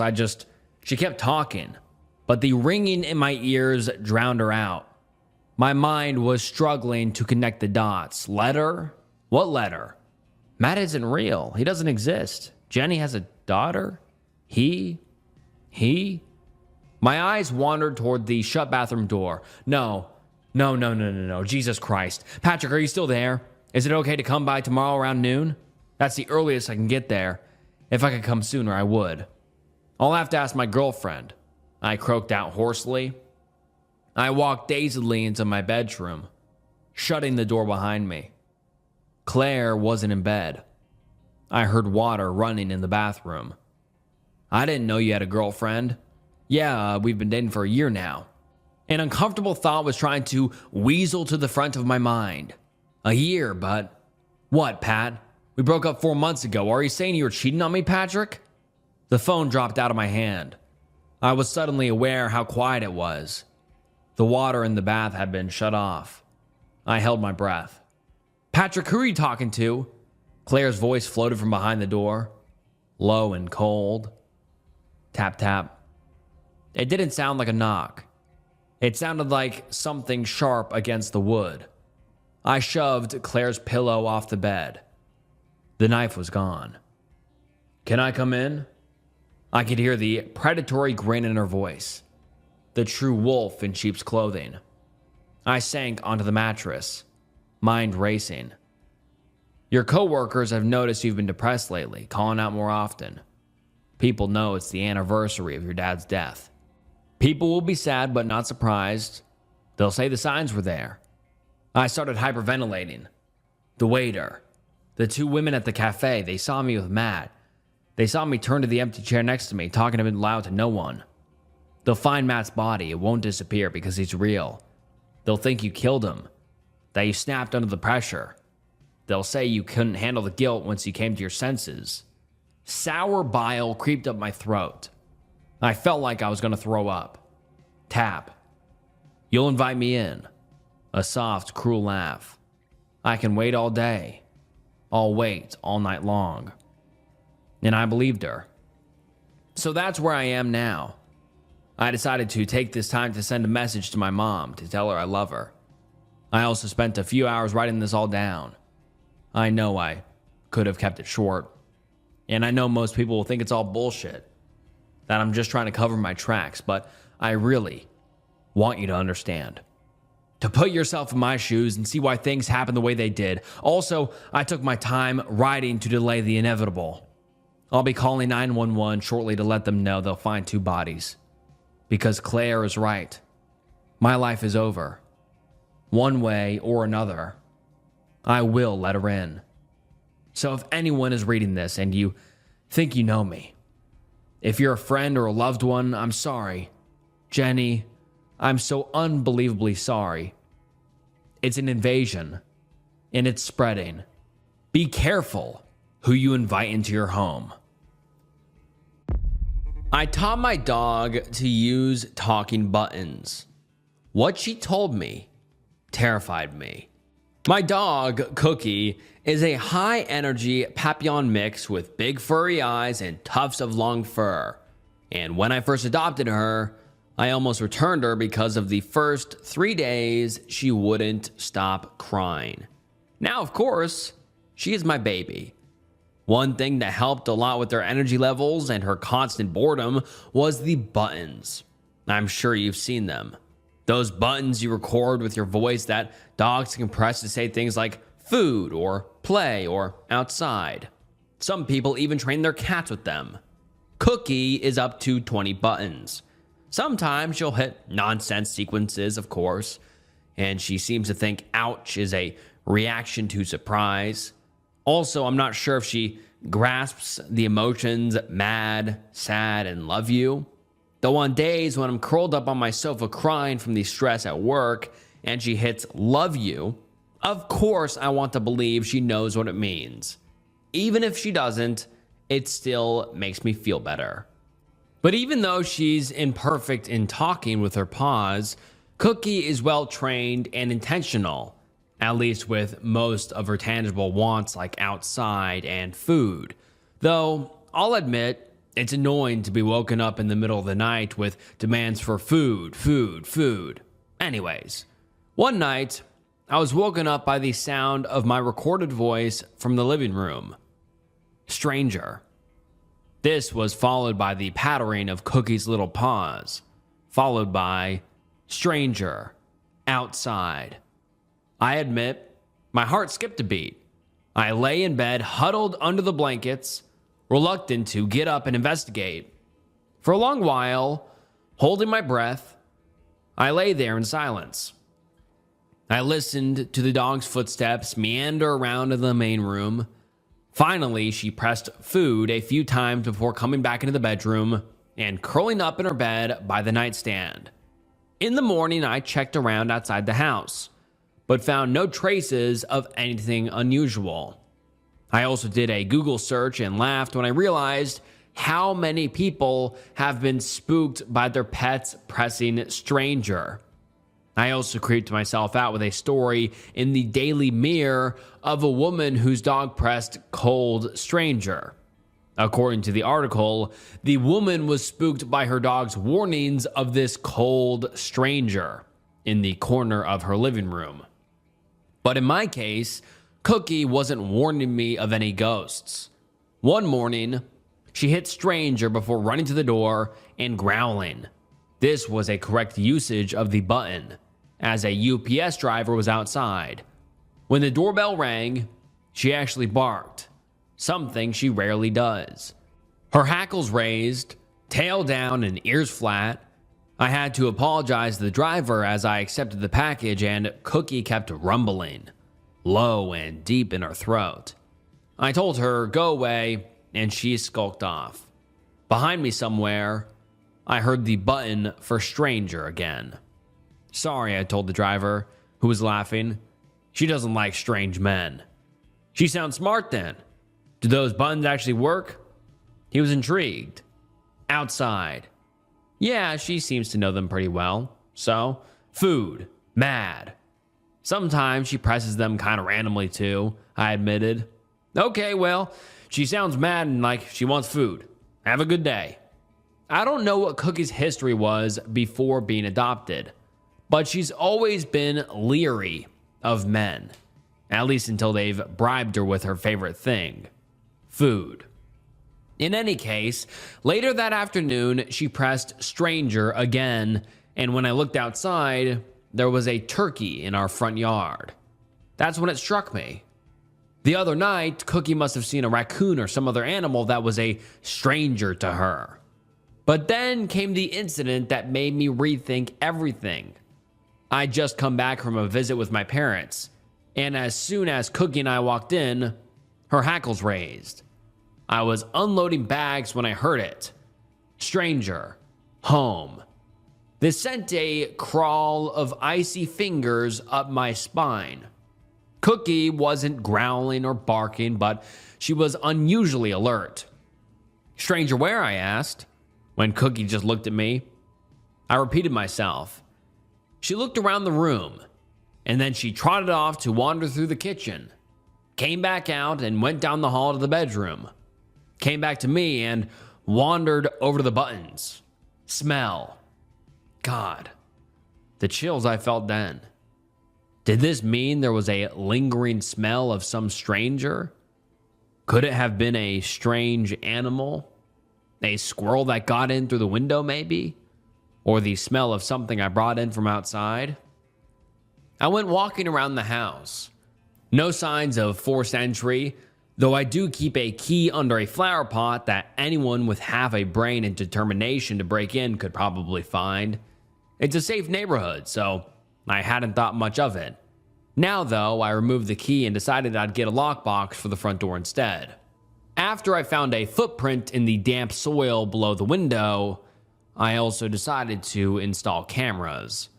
Cookie, meanwhile, had calmed down, and when I came back inside, I found her camped beside the food button. But the real reason I swear by these buttons and how beneficial they can be is because of what happened the next week. I was out doing some gardening and heard my name called by Greg, my supervisor at work. He was out jogging and we struck up a conversation. He asked if he could have some water and I let him in for a drink. And as usual, Cookie was growling, tail tucked and ears back, just like with the delivery driver. I told her to go away and she backed off, though wouldn't stop giving Greg the stink eye. He had made himself at home in the armchair by the TV area and was remarking on what a nice place I have and asking, "Is it just you here?" when I heard my recorded voice from the living room. "Stranger. Smell." Now, the fact Greg had appeared on my street, casually jogging up the sidewalk, well, it had sent up some red flags. He'd always been a little creepy as a supervisor. Not enough to go to bring a complaint forward or anything, but enough that I felt awkward about seeing him on my street. So when Cookie pressed the buttons saying she smelled a stranger, it sent my pulse racing. Could this be the same stranger she smelled on the day I found the footprint outside the window? I told Greg I had to take her out for a quick potty break, and while outside, I phoned a friend and asked them to pretend it was an emergency. I came back in with my friend shouting loudly enough on my phone for Greg to overhear. And I told him something had come up and I had to run. We both went outside and I locked up and got in my car and waited until he was gone before I went back inside my house. I checked the cameras, wondering if I'd find evidence of him snooping around my house, but there was nothing. I assumed that my fears had been overblown, that maybe I had freaked out at Greg unfairly, and Cookie had pressed those buttons because she didn't like men. But 2 days later, the cameras caught him. On a Saturday afternoon when my car was gone and I was obviously not home. Greg came strolling up my sidewalk. He looked around, seemingly trying to act casual, and then he went right to the potted plant, which he lifted, searching for the key. I felt nauseated watching the footage, and glad I had trusted my gut and Cookie's warnings about the bad vibes I was getting from him. I arranged to have the locks changed and a security system installed, and informed my neighbors to be on the lookout. I did some extra button practice with Cookie to make sure she'd alert me if necessary. When I informed my boss, Greg was immediately let go. He sent me some expletive-filled, threatening email and messages accusing me of ruining his life before I blocked him and filed a restraining order. This was all weeks ago. But the reason I'm writing about it now is because yesterday, Cookie hit the stranger button again. Of all the buttons, that one always got a reaction from me. I immediately got up and asked her, "Stranger, where?" She turned a circle and whined, and then pressed home. That sent my pulse through the roof. I checked all through the house. No signs of intrusion. Nothing on camera either. My fluttering heart slowed. No stranger, I told her. She sulked and wandered away. She was out of sorts the rest of the evening. Then today, she hit the button again. Mad, she pushed, and then stranger, mad. It was nonsensical. I found myself trying to piece together meaning the way so many other owners do when their dogs use buttons in a way that doesn't make sense. Was she calling me a stranger because I haven't given her enough treats or pets lately? As in, don't be a stranger? But I knew that was a huge stretch. Was she saying she was mad because I wasn't listening to her about the stranger? Maybe. But there was no stranger. I checked everywhere, including the cameras.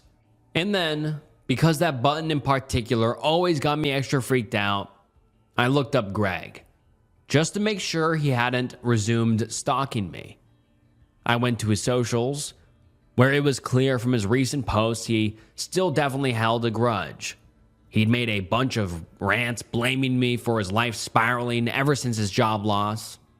Other posts claimed he had nothing left to live for. But the one part that chilled me to the core, I found his obituary. He committed S-word 2 days ago. My brother called me from the hospital while he was sitting in my car. Blake and I haven't spoken in almost 17 years. He was the older one, 6 years older than me. He always treated me like a kid. And our parents, well, how should I put it? I think he hated them. When our father died, Blake said flat out that he wouldn't come to the funeral. He didn't want to hear about any of it. He screamed at our mother, and he told me to go to hell too, for always taking our parents' side, even though, according to him, they didn't deserve it. I was angry with him for a long time. When Blake turned 18, he left home, and I was left alone with our mother. Her condition slowly got worse. I took care of her for 10 years, and when I was 22, she died too. It was horrible. I loved my parents, and losing both of them pulled me into a deep, dark place. But the worst part was Blake's behavior. When I called him to tell him that our mother had died, he only said she deserved it. I was furious with Blake. He didn't even come to her funeral. I couldn't reach him afterward either. Maybe that was for the best. It would have been nothing but arguing and chaos anyway. But when I was at the lawyer's office, handling our parents' will, Blake showed up. I snapped. I went after him like a madman. I insulted him in every way I could, right there in the lawyer's office. I threw everything I had at him, asking how he could be such an asshole. Our parents had raised us properly. They had done everything for us. And this is who we turned out to be?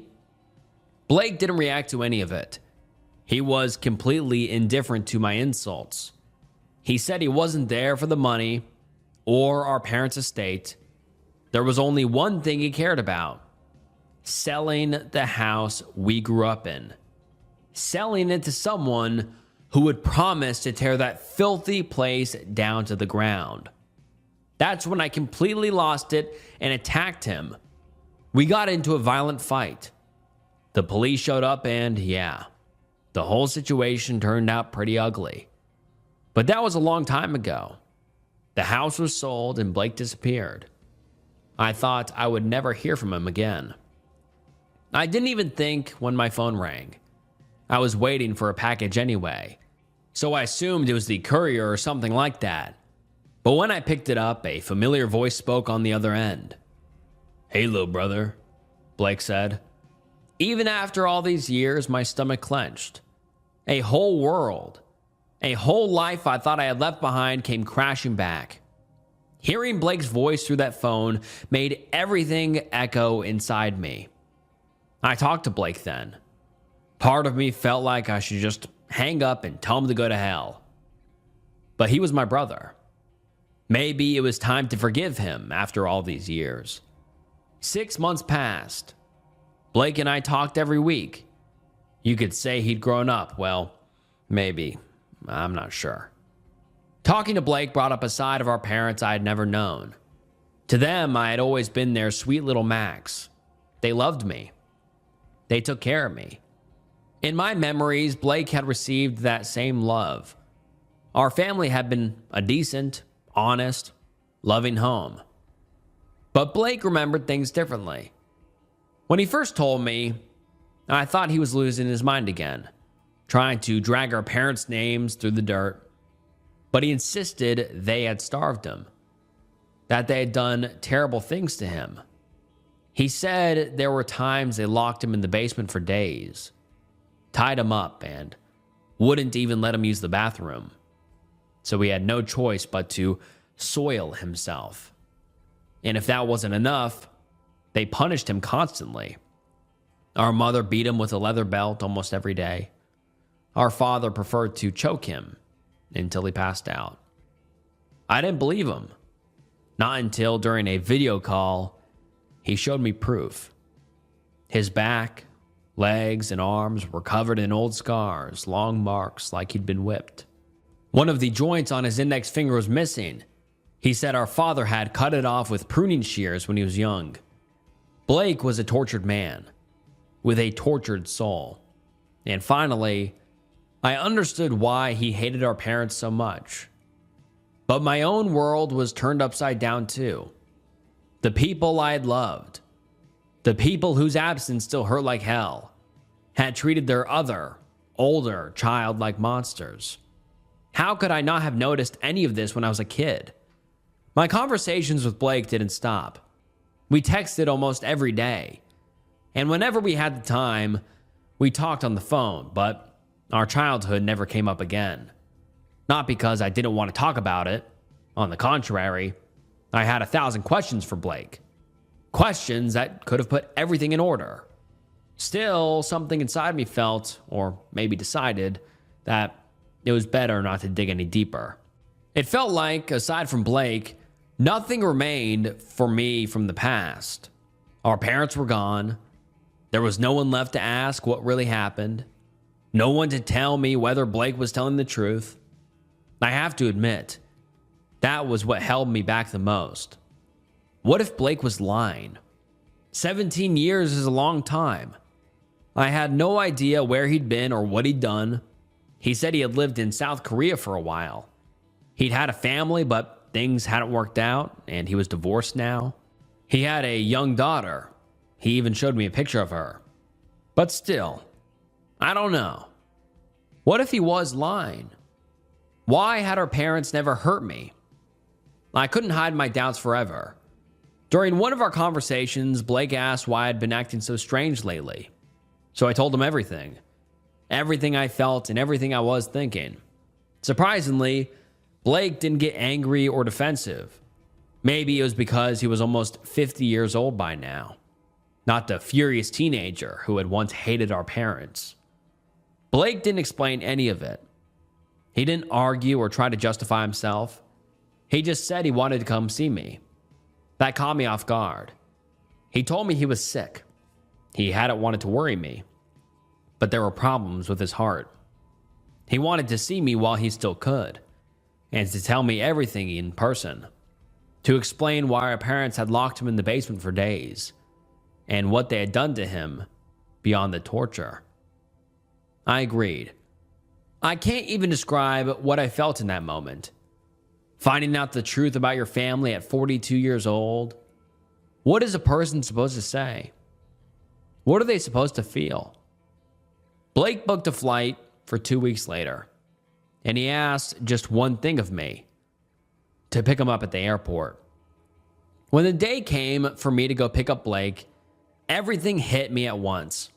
Emotions I'd never felt before swirled inside me. I was afraid of meeting the brother I hadn't seen in almost 20 years. The brother I'd never had an easy relationship with. At the same time, a childlike excitement burned inside me, because it felt like Blake and I had never been this close before. I spent the entire morning pacing around the apartment, restless on edge. My wife and kids were already going crazy from it. They had been for days, so eventually they told me to just go already and head to the airport. I had plenty of time. During the whole drive, I kept running scenarios through my head. What would I say when I finally saw Blake after all these years? How would I go greet him? What would he tell me about our childhood? What did he know about our family that I didn't? I felt childish, yet all I could think about was what was going to happen. I was already waiting at the airport. According to the board, Blake's plane had landed.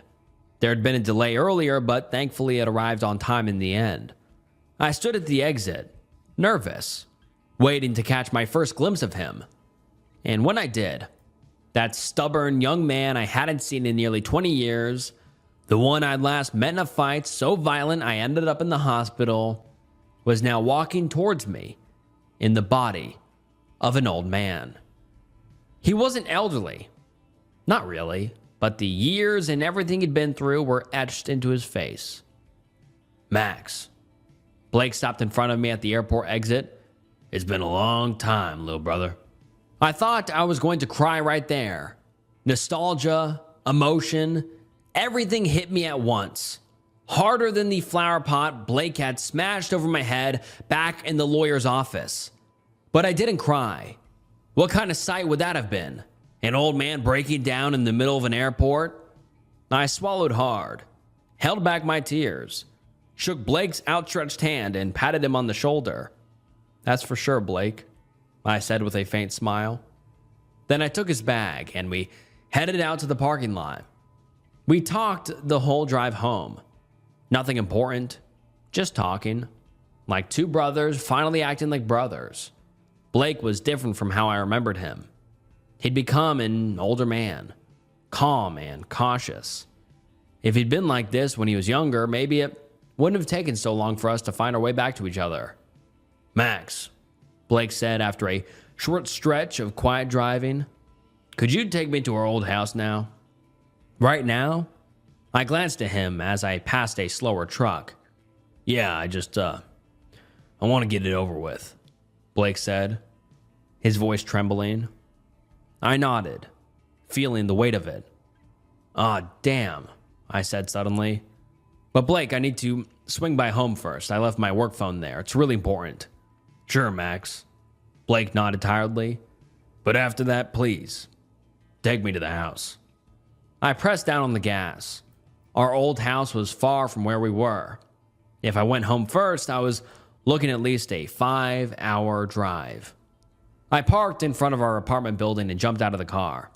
I'll wait here, Blake called after me. You'll be faster without me. Okay, I said, confused, but there's an elevator, you can come up. No, Blake waved it off. We just get stuck. I want to see the house today. I nodded and rushed inside, up to the loft, straight to the apartment. My wife and kids weren't home, either grocery shopping or at a nearby bakery. They'd said they were picking up a cake for Blake's arrival. I scribbled a quick note saying we'd be home late, grabbed my work phone from the kitchen counter, and hurried back towards the elevator. My phone rang in my hand, and I immediately looked at the screen, hoping it was something important. It was Blake. The phone I'd brought with me was my personal one, not the work phone. I'd mixed them up. The work phone had been with me the entire time. Blake, I answered. I'm coming, I'll be right there. Where? Blake asked, sounding exhausted. Max. Down at the car, with you, I said, confused, as I stepped into the elevator. Max, Blake continued, his voice tense. I couldn't come to see you. I got sick this morning. I'm at the hospital. I've been calling you for hours. What? I said, stunned. Max, I never got on the plane, Blake said sharply. Blake, is this some kind of joke? I said, as I stepped out of the elevator. You're sitting in my car. I'm coming right now. And then we're heading to Mom and Dad's house.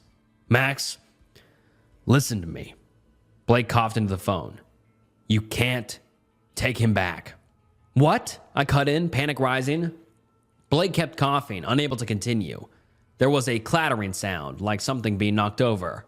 Max, he said again, his voice strained. Max, my heart, please, promise me, promise me you won't take him back. He can't go back. Then there was a heavy thud on the line. Blake, I said, terrified. Blake, are you okay? There was no answer. I could hear voices in the background. Doctors, maybe. I heard equipment rattling and people shouting urgently. The call disconnected. My hands were shaking as I stepped outside through the front door. Despite the winter cold, I felt like I was about to burst into flames. I stared at my car, frozen in place. Blake was sitting inside. He was staring out the window. his eyes dull and unfocused. He just sat there, completely still, not even blinking. I stood there, unable to move, and then I saw his hand. The finger joint wasn't missing. The realization washed over me, cold and absolute. If that wasn't Blake sitting in my car, then who was it? And why did he look exactly like him? There are rules for using the bathroom in my apartment. I finally understand why.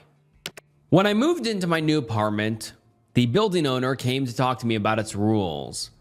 The conversation seemed normal at first, until she brought up the bathroom rules. She handed me a sheet of paper with a list of all the bathroom rules. I noticed that, as she gave it to me, she looked at me with a mix of fear and firmness. Here's the list she gave me. Bathroom rules. Do not leave the tap running for more than 2 minutes between 10 p.m. and 5 a.m. Do not flush the toilet between 10 p.m. and 2:30 a.m.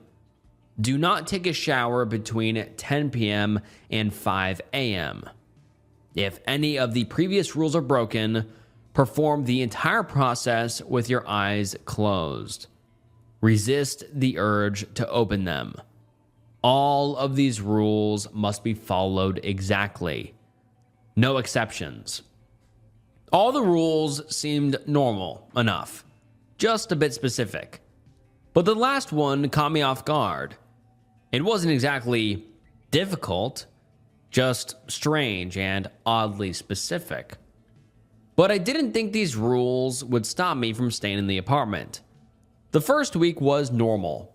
Nothing to report. I work night shifts, so I was never home during the hours restricted by the bathroom rules. But today was different. I was arriving at the apartment after a run. I looked at the clock. It was 9:33 p.m. I was still a little far away, and I definitely wouldn't get there before 10 p.m. And I still needed to shower before work. I arrived at 10:11 p.m. I considered whether I should shower or just go to work as I was. Even though I was a bit hesitant about entering the bathroom, it was just a matter of keeping my eyes closed. How hard could that be? A simple shower, I thought. 10 minutes and it would be over. Just don't open your eyes. But when I stood at the bathroom door, I wondered, what exactly counted as the process? From the moment I took off my clothes? From the moment I stepped into the bathroom? I thought the most logical starting point was the moment I got into the bathtub and turned on the water. So I entered the bathroom, undressed, pulled back the shower curtains, and stepped in. I looked carefully at where the shampoo and sponge were and tried to memorize their positions. I closed my eyes and turned on the water. I wasn't sure if I was expecting something to happen. I just heard the water and my own breathing. I turned off the water and started applying the shampoo. Soon after, a scratching sound on the door invaded my ears. Then silence. Then the door slowly opened. I tried to calm myself and told myself I was imagining things, but I wasn't. I just needed to keep my eyes closed. A weak, ragged breathing filled the space. It sounded like someone scraping a chalkboard. I froze completely. Was this the kind of thing the rule meant by resist the urge to open them? I just had to finish the shower. I couldn't turn back now. I turned on the water and continued. Keep my eyes closed. Now I could only hear the water running and my breathing. The more I listened, the more terrified I became. Someone was in the bathroom with me. But now I couldn't hear anything else. I had no idea where they were, which was even more unsettling. But that didn't last long. I heard the curtains behind me being pulled aside, and the breathing. I heard that rough breathing again, now closer. I tried to keep going. I just had to finish the shower and keep my eyes closed. Keep my eyes closed. I must keep my eyes closed. I opened my eyes. I felt a finger with a long nail touching my spine. I turned around and nearly fell when I looked in front of me. A creature, completely pale, as if its color had run off. Its eyes were very human, but they were hungry. It had no mouth or nose. Its head was just inside the curtains, and its arm was unnaturally long, ending in a hand with 6 long black nails, each at least 2 inches long. At the same time, a strong smell of rotting flesh and bleach hit me, making me nauseous with an uncontrollable urge to vomit, but I didn't. I was too terrified to. When it realized I was looking at it, it stared at me with confusion, which quickly turned into a sort of morbid joy. It stretched its arm toward me and scratched my chest with those 6 nails. The pain was sharp, much stronger than you'd expect from just a scratch. I brought my hand to my chest and felt my blood running. It retreated behind the shower curtains, and I could see the shadow of its silhouette. It was much larger than the bathroom. It had to bend completely to fit. It was a thin creature, and all its limbs were longer than anatomically possible. It opened the door and twisted its entire body to leave. I think I heard something snap and break as it did. I could hear it, footsteps heading towards the apartment door, along with its breathing, which had turned into a high-pitched wheeze. About 5 minutes later, I heard my phone ringing, but I couldn't move. I spent at least another 20 minutes inside the bathroom. When I finally got out, I looked around every corner of the apartment for any trace of the creature. Its footprints had left a kind of transparent slime that smelled like it. The footprints also had 6 toes. I went to the phone, which was still ringing. I answered. "What did you do?" It was the building owner. I didn't know. I answered with a weak, almost inaudible voice. "You were supposed to follow the rules. Don't leave. I'm coming to you." And she hung up. A minute later, someone knocked on the door, but didn't say anything. I guessed it was too early for her. I called her again, but she didn't answer. I stayed in the corner where I was. It's been half an hour and I'm still here, frozen, while someone keeps knocking on the door. I don't know if I should open it. I was in the corner of the room. The knocking on the door wouldn't stop. I was starting to feel nauseous again. The creature's smell was still present in the space. I couldn't be there anymore. The scratch on my chest had stopped bleeding, but the pain had extended to all my body, a sharp, throbbing pain. And some kind of boils began to appear near the wound. I grabbed my phone and sent a few messages to the building owner. "Is that you knocking at the door? Please, where are you? Please." The knocking on the door, which was at this point 3 quick knocks repeating every 5 seconds, had now stopped. Only my breathing. Again. The vibration of my phone broke the silence. She had answered. "Don't go near the door. I'm working on a way to get you out. But first, I need you to put salt on your scratch." Suddenly, the thing at the door started hitting it. But also, there were other sounds of things falling and breaking, and a guttural scream emerged. And then I understood. This thing was already inside.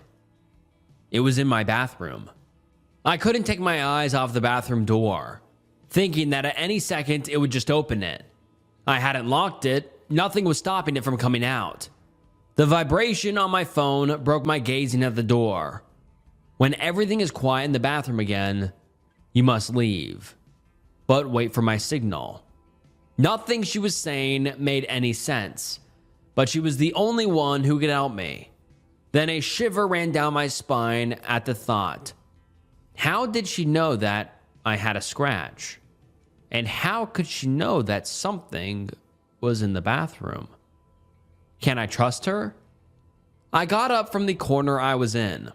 I needed to get ready to leave. I started thinking about how I could pass through the bathroom, which was right next to the apartment door, without being noticed. First, I thought of running, but the pain reminded me that it wasn't possible. I figured I could sneak to the door, but what if it could hear me? What if it could sense me? None of it mattered. I didn't have options. I was slowly approaching the door. The closer I got, the louder the sounds in the bathroom got as well. Then I was in front of the door, but that meant that I was side by side with the bathroom door. I unlocked it. The sound stopped. I froze. It heard me, I thought, and then a loud music coming from my pocket echoed in the apartment. I quickly opened the door, stepped out of the apartment, and closed the door with all of my strength. I couldn't hear anything inside, neither the thing trying to chase after me. I looked at my phone and saw that the building owner was calling me. "Leave the apartment now," she immediately screamed. "I'm already out," I said, breathless. "You should have waited for my signal, but at least you got out." "Did you put the salt?" she asked with a slight tremor in her voice. "Of course not. I'm not crazy. And how do you know about the scratch? Or about that thing in the bathroom? What are you not telling me?" "Jesus. Come to me. I'll explain it to you. Go to the ground floor," she said, slightly let down and tired. "Can I trust you?" I asked with the firmest voice I could muster. "You don't have a choice." Then she hung up. I stayed still for a minute, trying to assimilate all that happened. Then I headed to the elevator. When I left the elevator, I saw her going up to the garage stairs. The look on her face was frightening. She looked tired, scared, and nauseous. At that moment, I blushed a bit, remembering I was still only in the shower towel. Then I looked at her left hand, a bag of salt. With her right hand, she grabbed some of the salt and threw it at my scratch. At first, I felt a burning sensation. After that, I felt dry, as if I'd never drunk water my whole life. And then breathless. I couldn't breathe. I fell on my knees while frantically trying to breathe. It was an awful feeling, like someone was covering my nose and mouth, but as if they were in the area of the scratch. After a couple of seconds, I could breathe normally. On my chest, I could see the boils starting to shrink. She handed me a bottle of water. I grabbed it and started drinking. "We need to leave the building now. I have some clothes in the car. Come on," she started saying when I got up. "You said you would explain," I affirmed, kind of tired of her being so enigmatic. "And I will, but not now. First, we need to get you safe." "From what exactly? What was that thing?" I asked, trying to understand even the smallest thing that was happening.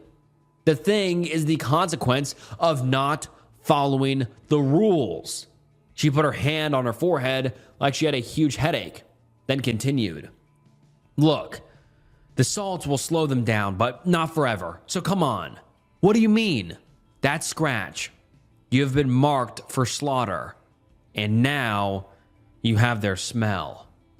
And I assure you, they will soon smell you if we stay here," she shouted while going in the direction of the building door. I stayed in place. Marked for slaughter. I followed her to the car in the parking lot. She handed me the clothes and I changed. Then I entered the car. We are driving to what she called a safe place. We had all been on the road for a bit. I could feel the boils starting to rise again. They can start to follow us. Follow me. To slaughter me. It had been half an hour since we started driving. The building owner said we were almost there. During the drive, she explained everything that was happening. Everything she knew, at least. These creatures have been in the building for at least 3 generations. She was the third. Her mother had taught her what she needed to do about them. As far as she knew, they could live for years without eating, but that didn't mean they wouldn't. And they would only eat people. Of course they do, I said sarcastically when she explained that part. They were attracted to the sound of water. She didn't know why they had this kind of behavior. She just knew it was that way. And they were active at night. More specifically between 10 p.m. and 4 a.m. That's the reason these rules existed. She called me stupid for not following them and for not trusting her after breaking them. In that moment, I understood how dumb I had been. I asked why the creature didn't eat me when the creature was right in front of me, and how exactly it would eat without having a mouth. She said she didn't have a full answer for that. First, there are different types of creatures. The one I saw was a Scarven. Scarvens only spy on potential prey when they hear water, and they mark them. The reason they only do that to people who look at them, she doesn't know. But she knows that not looking works, and they do have mouths, but they're in their chests. I shivered a bit hearing that part. The second kind of creature are the Echoer. They can take the form of a person, imitate some words, and copy some simple movements, like knocking on a door. I asked why he wouldn't just enter the room and how he got into the bathroom. She said Echoers are not the strongest. In fact, they're weaker than a normal person. They rely on ambushes to catch their prey. That's why he wanted me to answer the door. The way he got in is stranger and seems almost impossible. All the creatures have the ability to crush their bones to fit into small spaces. Very small spaces. Echoers take this to the extreme, and they have access to the pipes of the building. She pulled over when she finished explaining that part. We were at a house in the middle of the forest, at least 2 miles away from the nearest point of civilization. It's a house for these special occasions. You'll be safe there, she said while getting out of the car. We started entering the house. There was a stone wall at least 6.5 feet high. Step exactly where I step. There are traps here, and you don't want to lose a leg. I was starting to understand what she meant about this house being for this occasion. The whole house was one big trap. The front door had some kind of fire and gasoline trap. As we walked upstairs, I saw some bear traps and something that was present in every part of the house. Salt bags. We entered a room at the end of the hallway. The space was full of salt bags. The door had that same fire trap on the inside. In one corner of the room was a workbench. There were some toy guns on it, which made me a bit confused. She grabbed one of them and started explaining. So the only thing I didn't mention yet was the salt. The creature's skin is like an amphibian, so it's very sensitive. One of the most effective things is salt. And why did he have to put salt on me, I asked, kind of worried. When that Scarven scratched you, she started answering, it passed you some kind of venom. Those boils were the reaction to it, and they work the same way as their skin. It's through these boils that they can sense and smell you. If the boils are damaged, they can't. For some time at least. Speaking of which, she grabbed one of the guns and pointed it at my chest. I looked at her confused. These are salt guns. We need to put some salt on your wounds again. A chill ran down my spine as I remembered what it felt like last time. But I didn't have a choice. I lifted my shirt and she shot. The pain and the breathless sensation came again, but I was able to stay standing this time. Here's what we're going to do. You need to leave the country. You need to have at least an ocean separating you from the creatures. Otherwise, they will find you eventually. I was caught off guard. Leaving the country felt so rushed. But I had only made bad choices until I got here. Again, I didn't have a choice. Okay, but I need to grab my things, and I need money to travel as well, I said, trying to stay calm. Here, take one, she said, handing me one of the guns. So this is the plan. I'm going to take your apartment to grab everything you need. You'll stay here. It's safe, but you can't leave.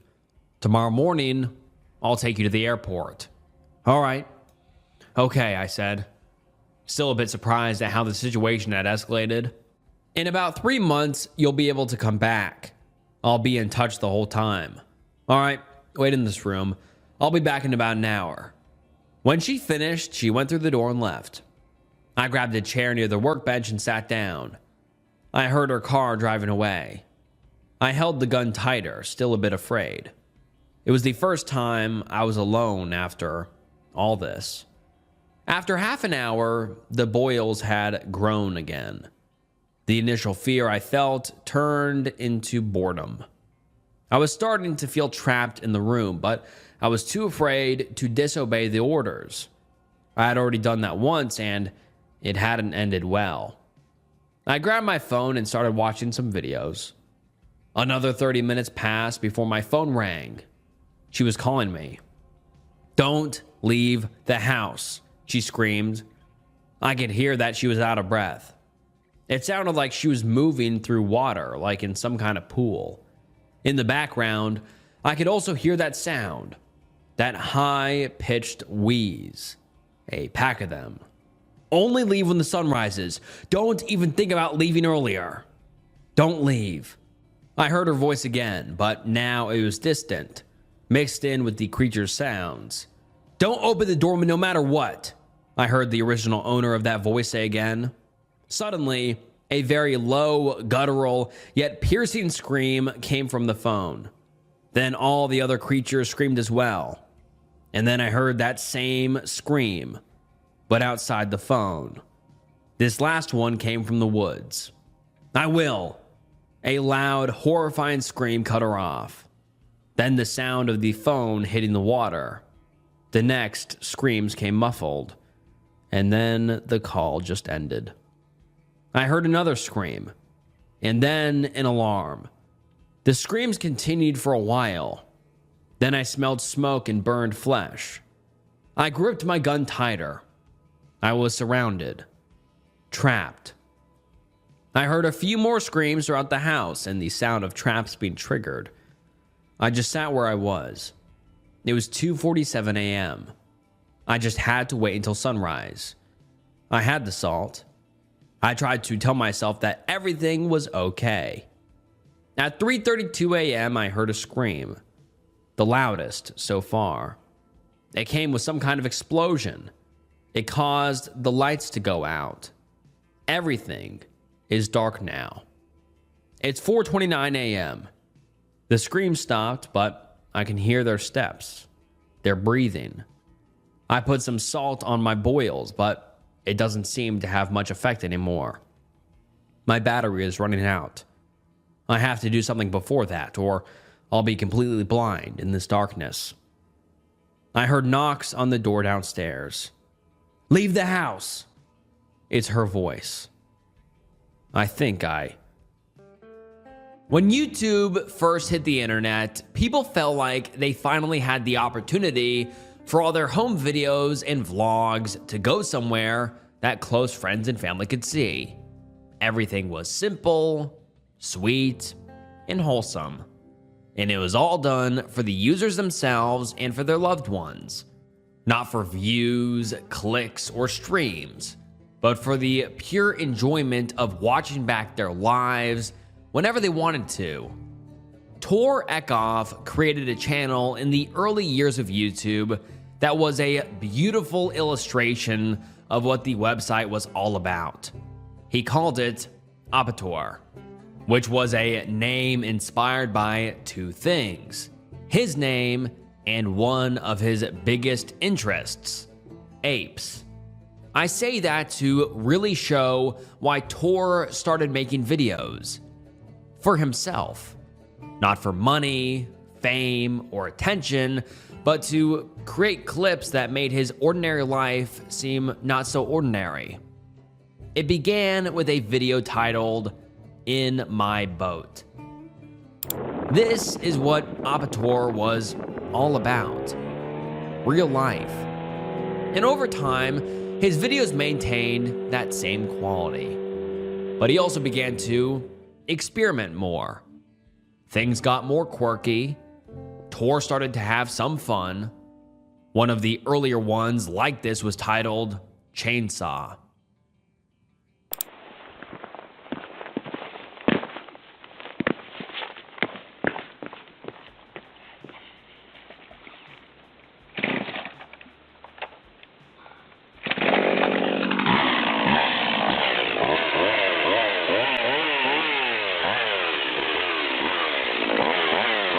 He loved filming with chainsaws, but that was just one type of video he would create.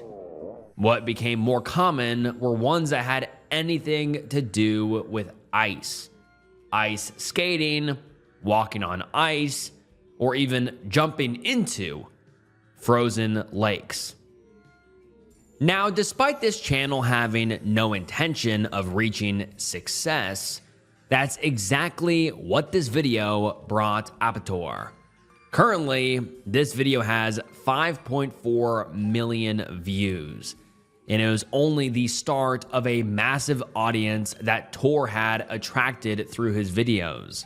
An audience that was now asking, who was this man? And he says, "My name is Tor Eckhoff. I was born in 1964. Living in Sandefjord in Norway. I am a worker in a paint factory in Sandefjord. In my free time, I am doing stuff you can see here. The profile picture is taken in 1990. I dived into the bottom of a shallow lake. Got a few stitches. I am drinking real vodka in the videos." And that's another thing that he introduces in his later videos. Drinking. You can see it at the end of that last video, and he acts out his silly and sometimes crazy stunts. He has a bottle of vodka somewhere off camera, which he'll pull out and take a swig from every couple of clips. Some viewers assume this is to help fight the cold he feels from the water, or maybe it's just because he likes drinking. Either way, it becomes a staple of the videos. One of the things that people love about his channel. These are people that are becoming more than viewers. They're becoming dedicated fans. I never realized how much I needed a channel like Apator's. Another commenter says, whenever I'm having a bad day, I hop onto YouTube and watch Apator. Subscribed. And someone else says, when I grow up, I want to be like Apator. Tor hadn't planned on anyone watching his videos. He was just living his life, having fun, and filming for the hell of it. But people loved just that. In fact, they were obsessed. And all that attention gave him opportunities that he never believed were possible for him, like getting to see his videos be included in film festivals, as well as even landing a role in an actual movie. Apator was on top of the world, but all of that success came with a price. And for Tor, that price was danger. Because part of why the channel had gotten so successful was not only the quirkiness and fun nature of his personality, but also the stunts that he would perform.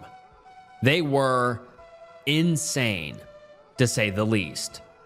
It wasn't every day that someone stumbled across a video of someone drilling 2 holes in a frozen lake and only using a flashlight as their guide to get out of the water and, not die.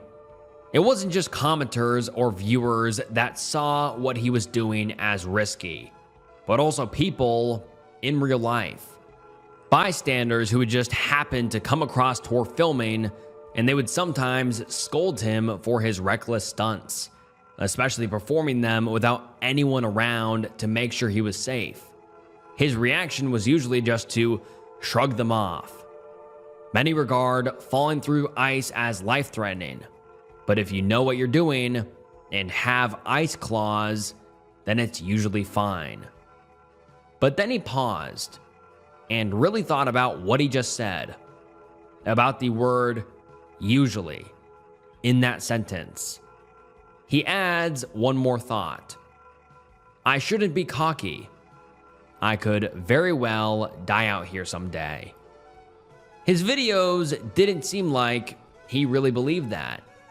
He uploaded often, every video being similar to the ones we've watched so far. Some of which seem crazy, but Tor was having the time of his life. And on November 22nd, 2021, when he celebrated his 57th birthday, he felt so content and happy to be alive that he uploaded a video titled, I'm not dead yet. I am 57 today. It's the perfect day for Tor. Walking around with a drink in his hand, a bathtub full of dirty ice water, and a camera to film it all. It's clear how grateful he is to get to film his antics, and honestly, how happy he is to still be alive after all of it. Because even when he ignores all the comments on it, that title hints that maybe, just maybe, there was some part of him that knew it was a miracle he was still alive. Because up until November 26th, 2021, he was invincible. Until he wasn't. Until he found himself submerged in near frozen water, with no way out. He had planned this stunt like usual. He created an escape route and safety precautions, but they were all failing him. The one thing he didn't do, in fact, he never did, was bring someone along with him. So when he was crying out for help, only a bystander off in the distance heard him. And by the time that person got to him, it was too late. Despite the efforts of them, EMTs, and hospital staff, Tor Ekhoff was pronounced dead on November 27th. The internet was stunned. His audience was left speechless, and his fans were distraught. But his memory would live on forever, because while his death was tragic and heartbreaking, it was only because he had offered something so beautiful to the internet. He gave a piece of himself to his channel. Making videos was everything to him. And he got to die doing something that he loved. And because of that, his videos will live forever on YouTube.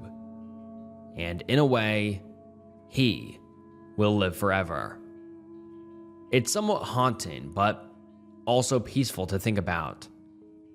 Whenever anyone needs a video to cheer them up, they can type in Apator on YouTube, and it'll immediately bring a smile to their face. Rest in peace, Apator. You don't really notice yourself getting older. You notice it in the people around you. One day they're full of energy, always working on something, always ready to go. Then little by little, they start saying things like, I'm just tired all the time. Or, I just don't feel like myself anymore. I'm only 19, so I haven't experienced that personally, but I started noticing it with my dad. He'd get through work, come home completely drained, and by the evening, he had nothing left in the tank. It wasn't that he was sick or anything, but he just felt like he was running on empty most days. Then he started taking Mars Men. Now, I'm not saying it's some magic pill or anything, but he keeps telling me how much better he feels. He says he's got more consistent energy throughout the day, he's actually looking forward to working out again, and he's ready to tackle the day instead of dragging himself through it. Honestly, seeing that change in him made me curious about what was actually in this stuff. So I looked into it. One thing I learned is that as men get older, their bodies can still make testosterone, but a lot of it can become bound to something called SHBG, which makes it harder for the body to use. Mars Men is designed to help free up that locked testosterone using 8 natural ingredients like Tongkat Ali, Shilajit, vitamin D, zinc, boron, and more. All made in the USA and third-party tested. And what you see on screen is the actual bottle my dad's been taking. And he's been genuinely impressed with it. It's not like pounding an energy drink or coffee. He describes it as just feeling more like himself again. More motivated, more energetic, and ready to take on the day. And that's something I think a lot of you guys can relate to. For a limited time, you guys can get 50% off for life, plus free shipping and 3 free gifts at mengotomars.com. That's mengotomars.com for 50% off and 3 free gifts when you check out. After you purchase, they'll ask where you heard about them. Please support my show and let them know I sent you. And now, let's get back into the video. Sandra 3000 Cassie. In July of 2013, a young doctor would move to Kalamazoo, Michigan, to begin a residency at the Borgess Medical Center. Like anyone in the medical field, she had been studying for years and had put in the hours to achieve her dreams. This move was not only the beginning of a new chapter, but the end of an exhausting journey as a student. This was Talika Patrick. She was known as smart, kind, and a hardworking young woman. Anyone who met her felt that no one deserved the title of a doctor more, and that her patients would end up in great hands. They saw a bright future on her horizon. They saw a life filled with passion and success. What they didn't see was the turmoil boiling under the surface, the chaos, the side of her she had been hiding. On her YouTube channel, Sandra 3000 Cassie, that persona is there, and the mask is coming off. But all the people in her life would have been shocked to see it. Videos like these would have left them confused and alarmed. Baby, good night. It's Talika. I am just coming to you to say hi and just to tell you about my day. Baby, I felt that. Put it up a little bit of fight, it's all. This wasn't the Talika that everyone knew. This behavior was strange. She wasn't herself, and no one that knew her had any idea who this video was addressed to. Talika was an open book, and she shared information freely. The people around her felt that they knew what was going on in her life, but still, no one had heard anything about a boyfriend or anything like that. But the main problem with these videos is that despite the concern her family felt when watching them, they were just watching them a little too late. Because on December 5th, 2013, only 5 months into the beginning of her career, her family shared their last words with Talika. They just didn't know it yet. The day began like normal for Talika. It was a work day at the hospital. She spent hours seeing patients and completing charts. But when her shift finished, she didn't return home like usual. She instead got a ride to the Radisson Plaza Hotel, where she tried to get a room but failed because she only had $100 on her in cash, which wasn't enough. Giving up on the room, she got on a hotel shuttle bus around 8 and returned back to the hospital where she had left her car. Even just going through the events myself, the details seem odd and erratic, and I'm not alone in feeling that way. The bus driver who took her back to Burgess Medical Center says that Talika seemed agitated. It felt like something was wrong.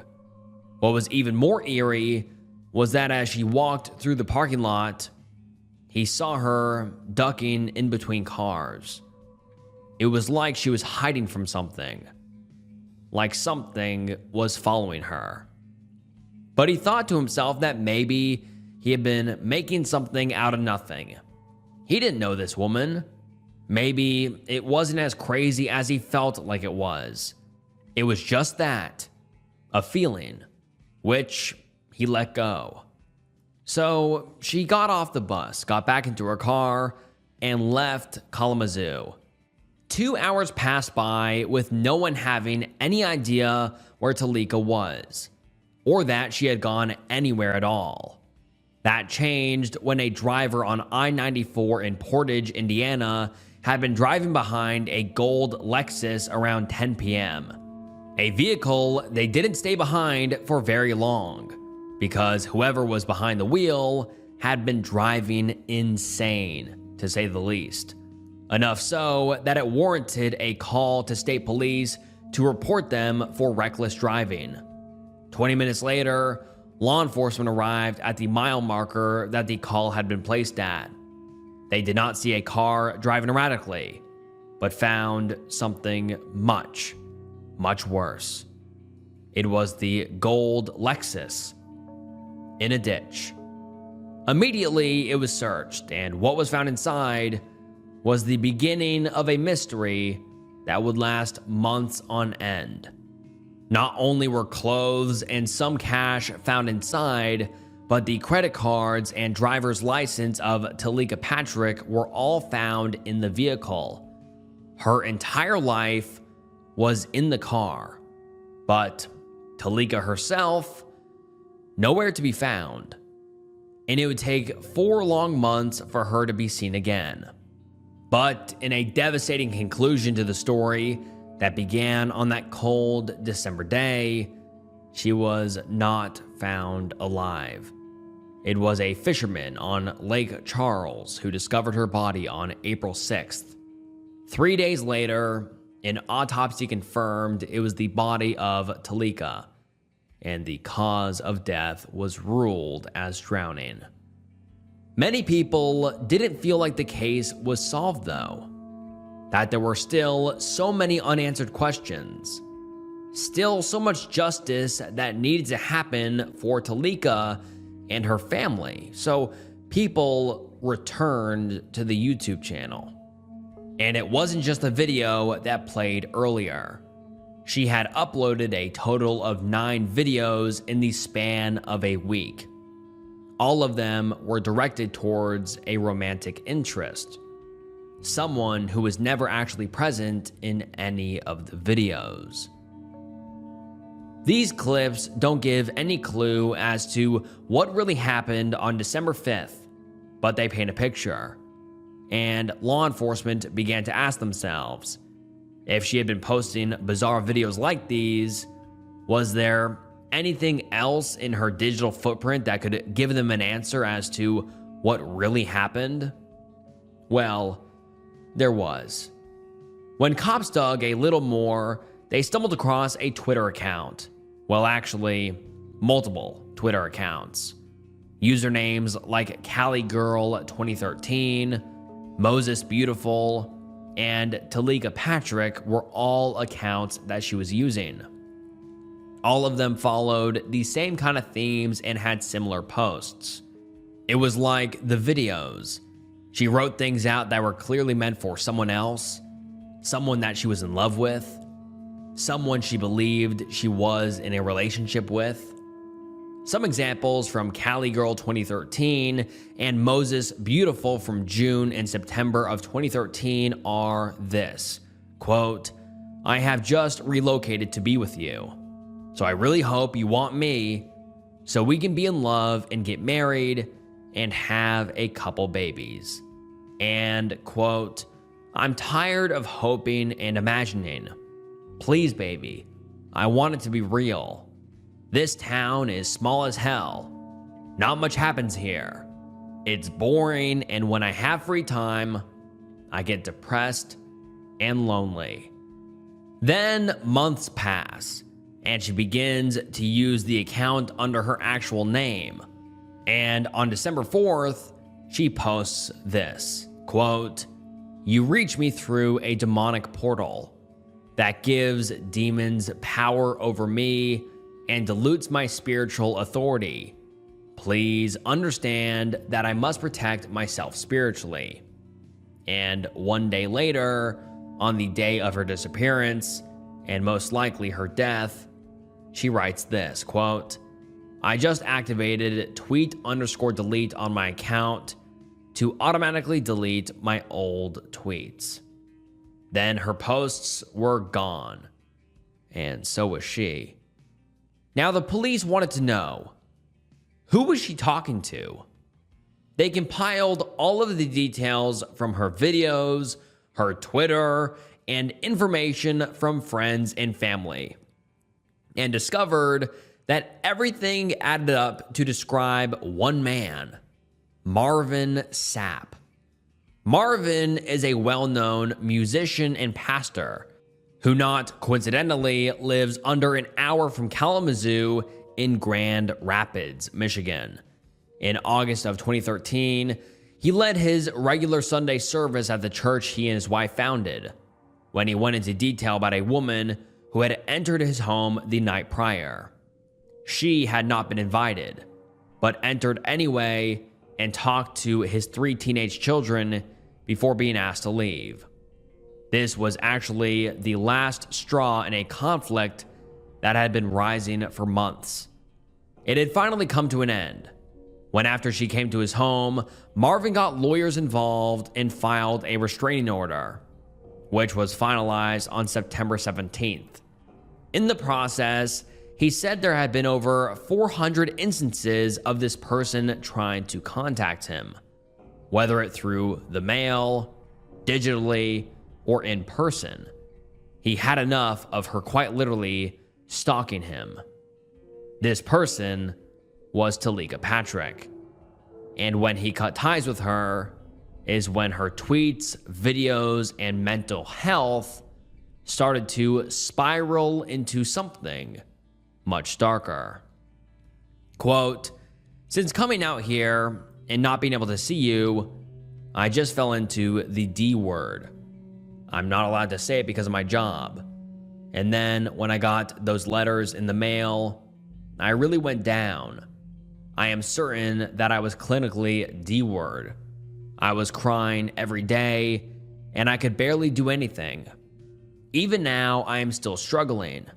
I was like, oh, I'm going to break away from you so I can feel better. But actually, tweeting is the only thing that keeps me going because it allows me to reach out to you and lets me show you love." It's at this point that it's clear Talika is not well. She is in a fantasy, or possibly a psychotic break, that is feeding this delusion that she has a relationship with Marvin. It's pretty heartbreaking to watch her grieve something that was never there to begin with. And like we saw earlier, what she is struggling with gets so much worse. It transforms from depression and sadness to paranoia. She becomes concerned about demons. She even deactivates her Twitter account. It feels obvious that all of this is connected to her behavior on that last day she was seen, that it provides an explanation for what happened. Hiding behind cars, driving like someone is out to get her, and finally entering a near-frozen lake in the dead of winter.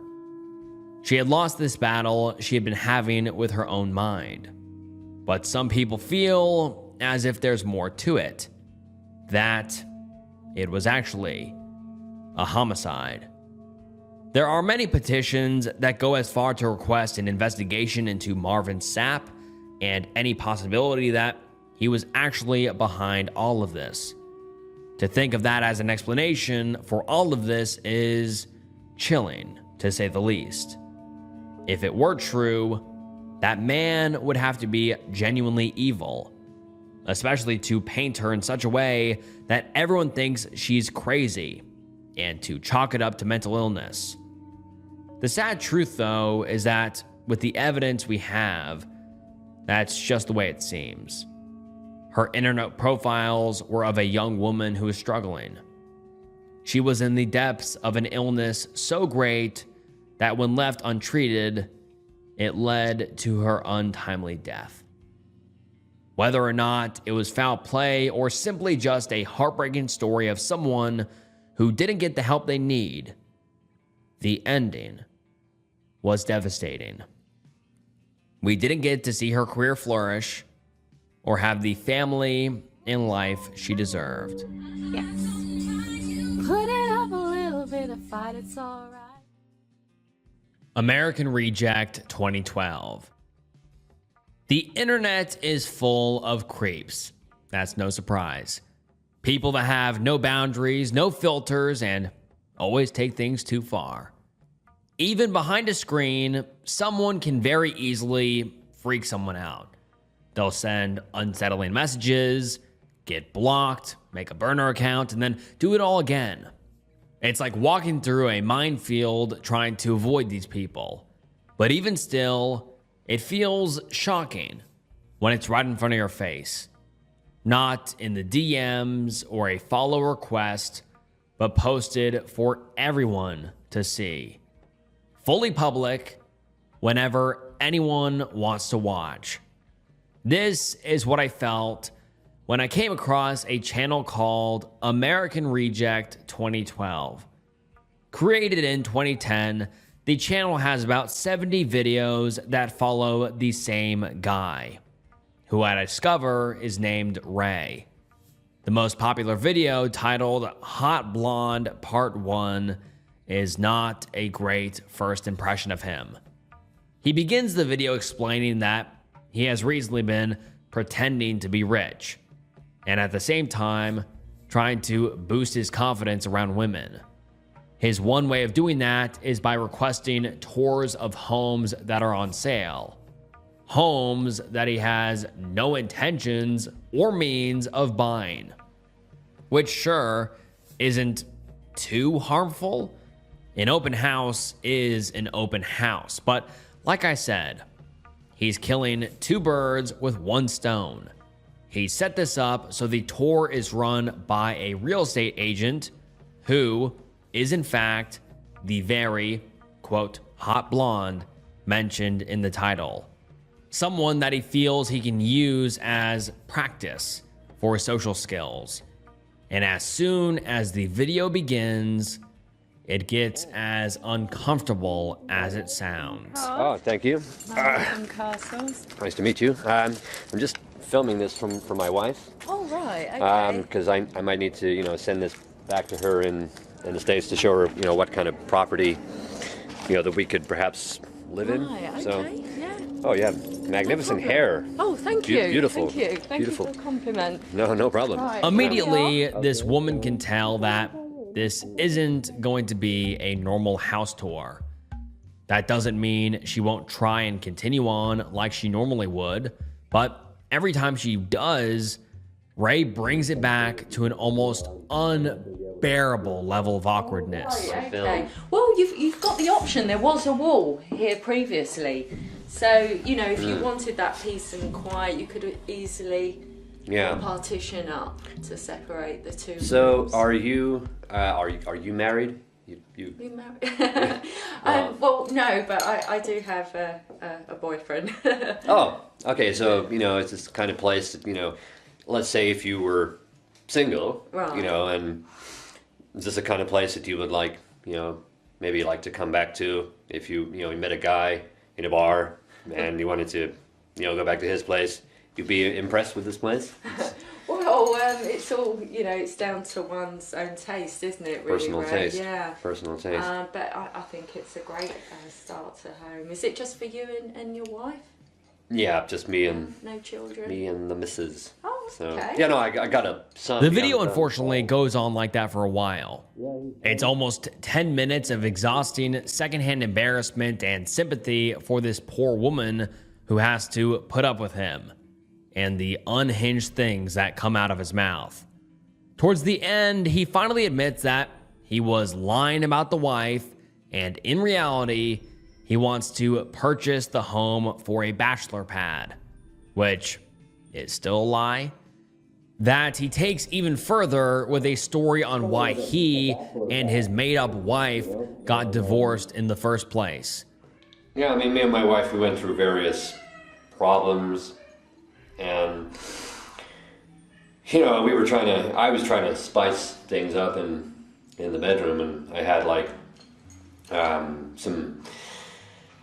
got some, like, sexy photos taken of myself, like, cuddling a snake, you know, to try and, like, spice things up in the bedroom department, and it didn't work. The worst thing about this whole thing is that even though she cut him off multiple times and tried to bring the conversation to anything else other than what he was talking about, he never gets the hint.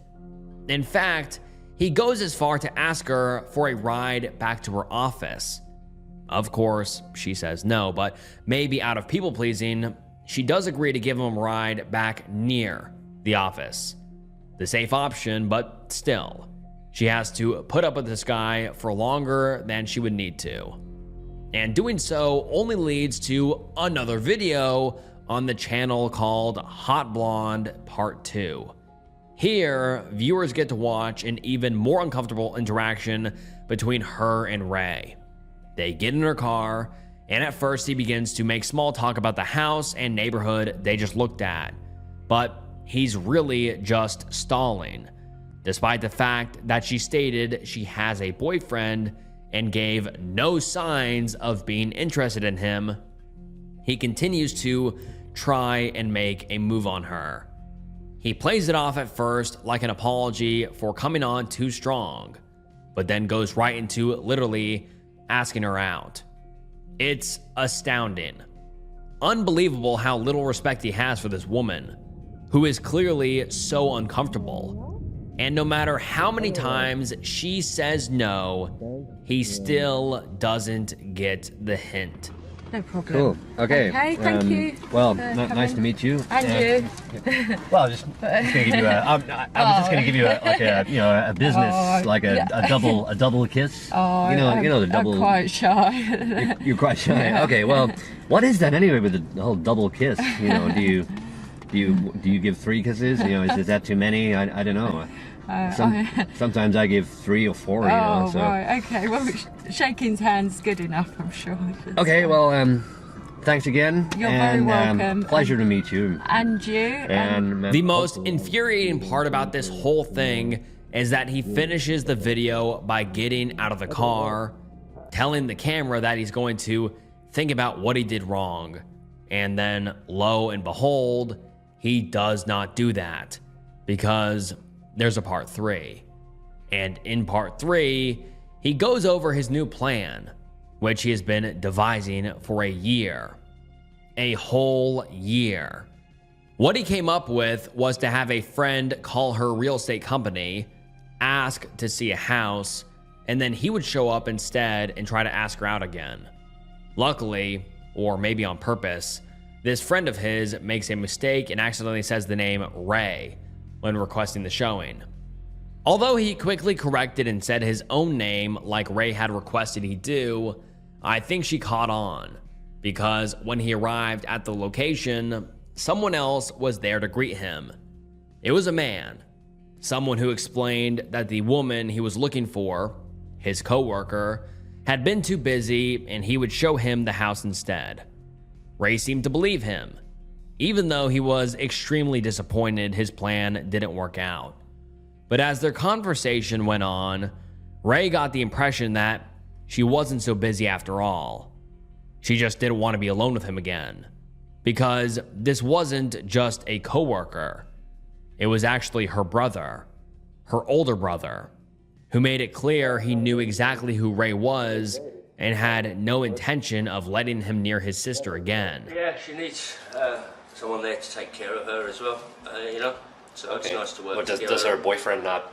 Well, he doesn't work with her, does he? Really? Oh, so okay, yeah. He can't be there. Yeah. So we work together, and also I can take care of her, you know, which is the right thing to do, really, with your little sister. I guess so, yeah. Okay, well, cool. These people aren't the only ones made uncomfortable by Ray, though. Like I said, his channel has around 70 videos, each one more unsettling and frustrating than the last. The worst part is that no matter how much I watch, it never seems like Ray really understands that his behavior is wrong. Even when his comments are filled with concern and criticism, like people saying, "This transcends cringe and crosses over into pure dread," and "This is straight out of a nightmare for anyone," and also, "You came straight from every girl's nightmare." Or even when the people he approaches outright tell him he's suspicious and to leave them alone. Like in one vlog where he visits a museum, which he spends most of the video doing commentary on the statues that's ultimately just stupid and irrelevant. He doesn't have any actual opinion on the artwork.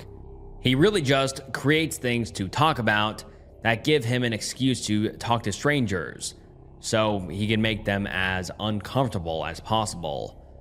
One young woman stands up for herself after a couple of long minutes of him talking to her and her friend, and asks him to stop filming her.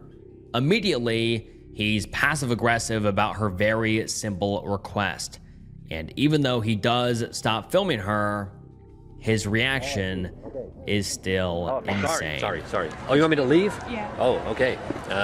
Well, bye. Bye. You're not very friendly, though. I mean, you should work on that, you know, if you want to. Yeah, I know you're only young, and, you know, you have every right to be suspicious of me because... I'm not really that young. Oh, okay, well, but you're... Okay. I'm just suspicious. You're what? I'm just suspicious, so... Okay. Cool. Okay, well, have a nice day, yeah, and life. Okay.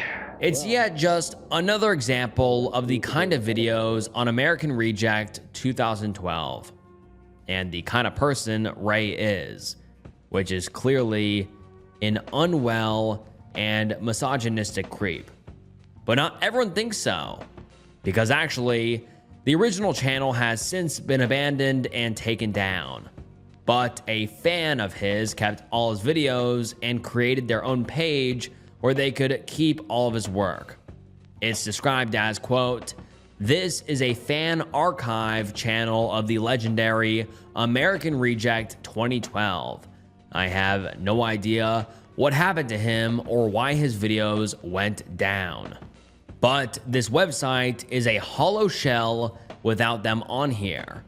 Ray, if you're even alive and you want me to take these down, please just let me know." And for an even further description, they gave this response when asked who exactly Ray was. Quote, "He was an engineer, a politician, a doctor, a philanthropist. He was the last cowboy and the end of a line of great Americans. And for all of this, he was exiled. Perhaps it was jealousy, perhaps it was fear, who knows? But he was rejected by America and left to write a new legend in the old world. This channel is an archive of his chronicles." I don't know what's more disturbing, Ray or his fans. It's terrifying to think that there are people who have watched his videos and thought, "That's a great American." No. He was just a guy who made women scared. Like some of his YouTube comments said, he was a living nightmare in the form of a human. Every video is proof that he was someone who went out of his way to freak people out. And whether it's because he lacks social awareness, thinks it's funny, or is just a disturbing person, the whole thing feels sickening to watch. His last video was uploaded in 2019, which is another hard watch. Instead of awkward though, this one is more sad. Not that there's a lot of room for empathy with someone like Ray, but it is difficult to watch this as it's just 5 minutes of him spiraling and falling apart. It begins with him talking about Jimmy Savile, a well-known British DJ with a history of crimes against minors. But then it cuts right to him driving a van and updating his viewers on his life. He says he had to get a job as a delivery driver, something he's clearly not happy about. Multiple times he curses out other drivers and even the automated GPS voice. He honestly seems like a different person, but not for the better. He still seems unwell, but in a more depressed way. He just looks miserable. Like he's lost all the energy he had to go out and harass people trying to live their normal lives. But what's bizarre is how all over the place the video is. There's a couple of minutes of him driving, and then it goes right back to where he was before, sitting in a room talking about Jimmy Savile. But not just him. He also talks about a janitor that he knew as a kid, someone who did the same things that Jimmy did, and among those awful things, he was also a gay man who did some horrible activities that Ray feels the need to go into explicit detail into. It's hard to tell what the point of it is, but it's so unsettling. The way he talks about these people, how he says others think he looks like he could be one of them because of his creepy looking mustache. It is all just eerie. And Ray is just a bizarre person, which he obviously is from the outro of the video.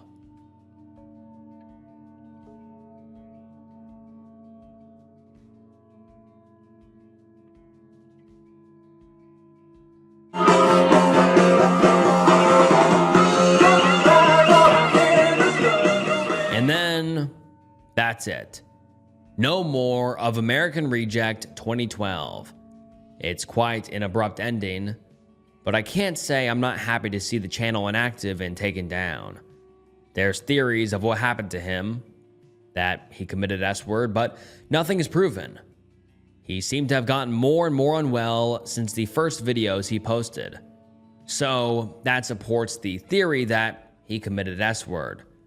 Hopefully that wasn't the case though.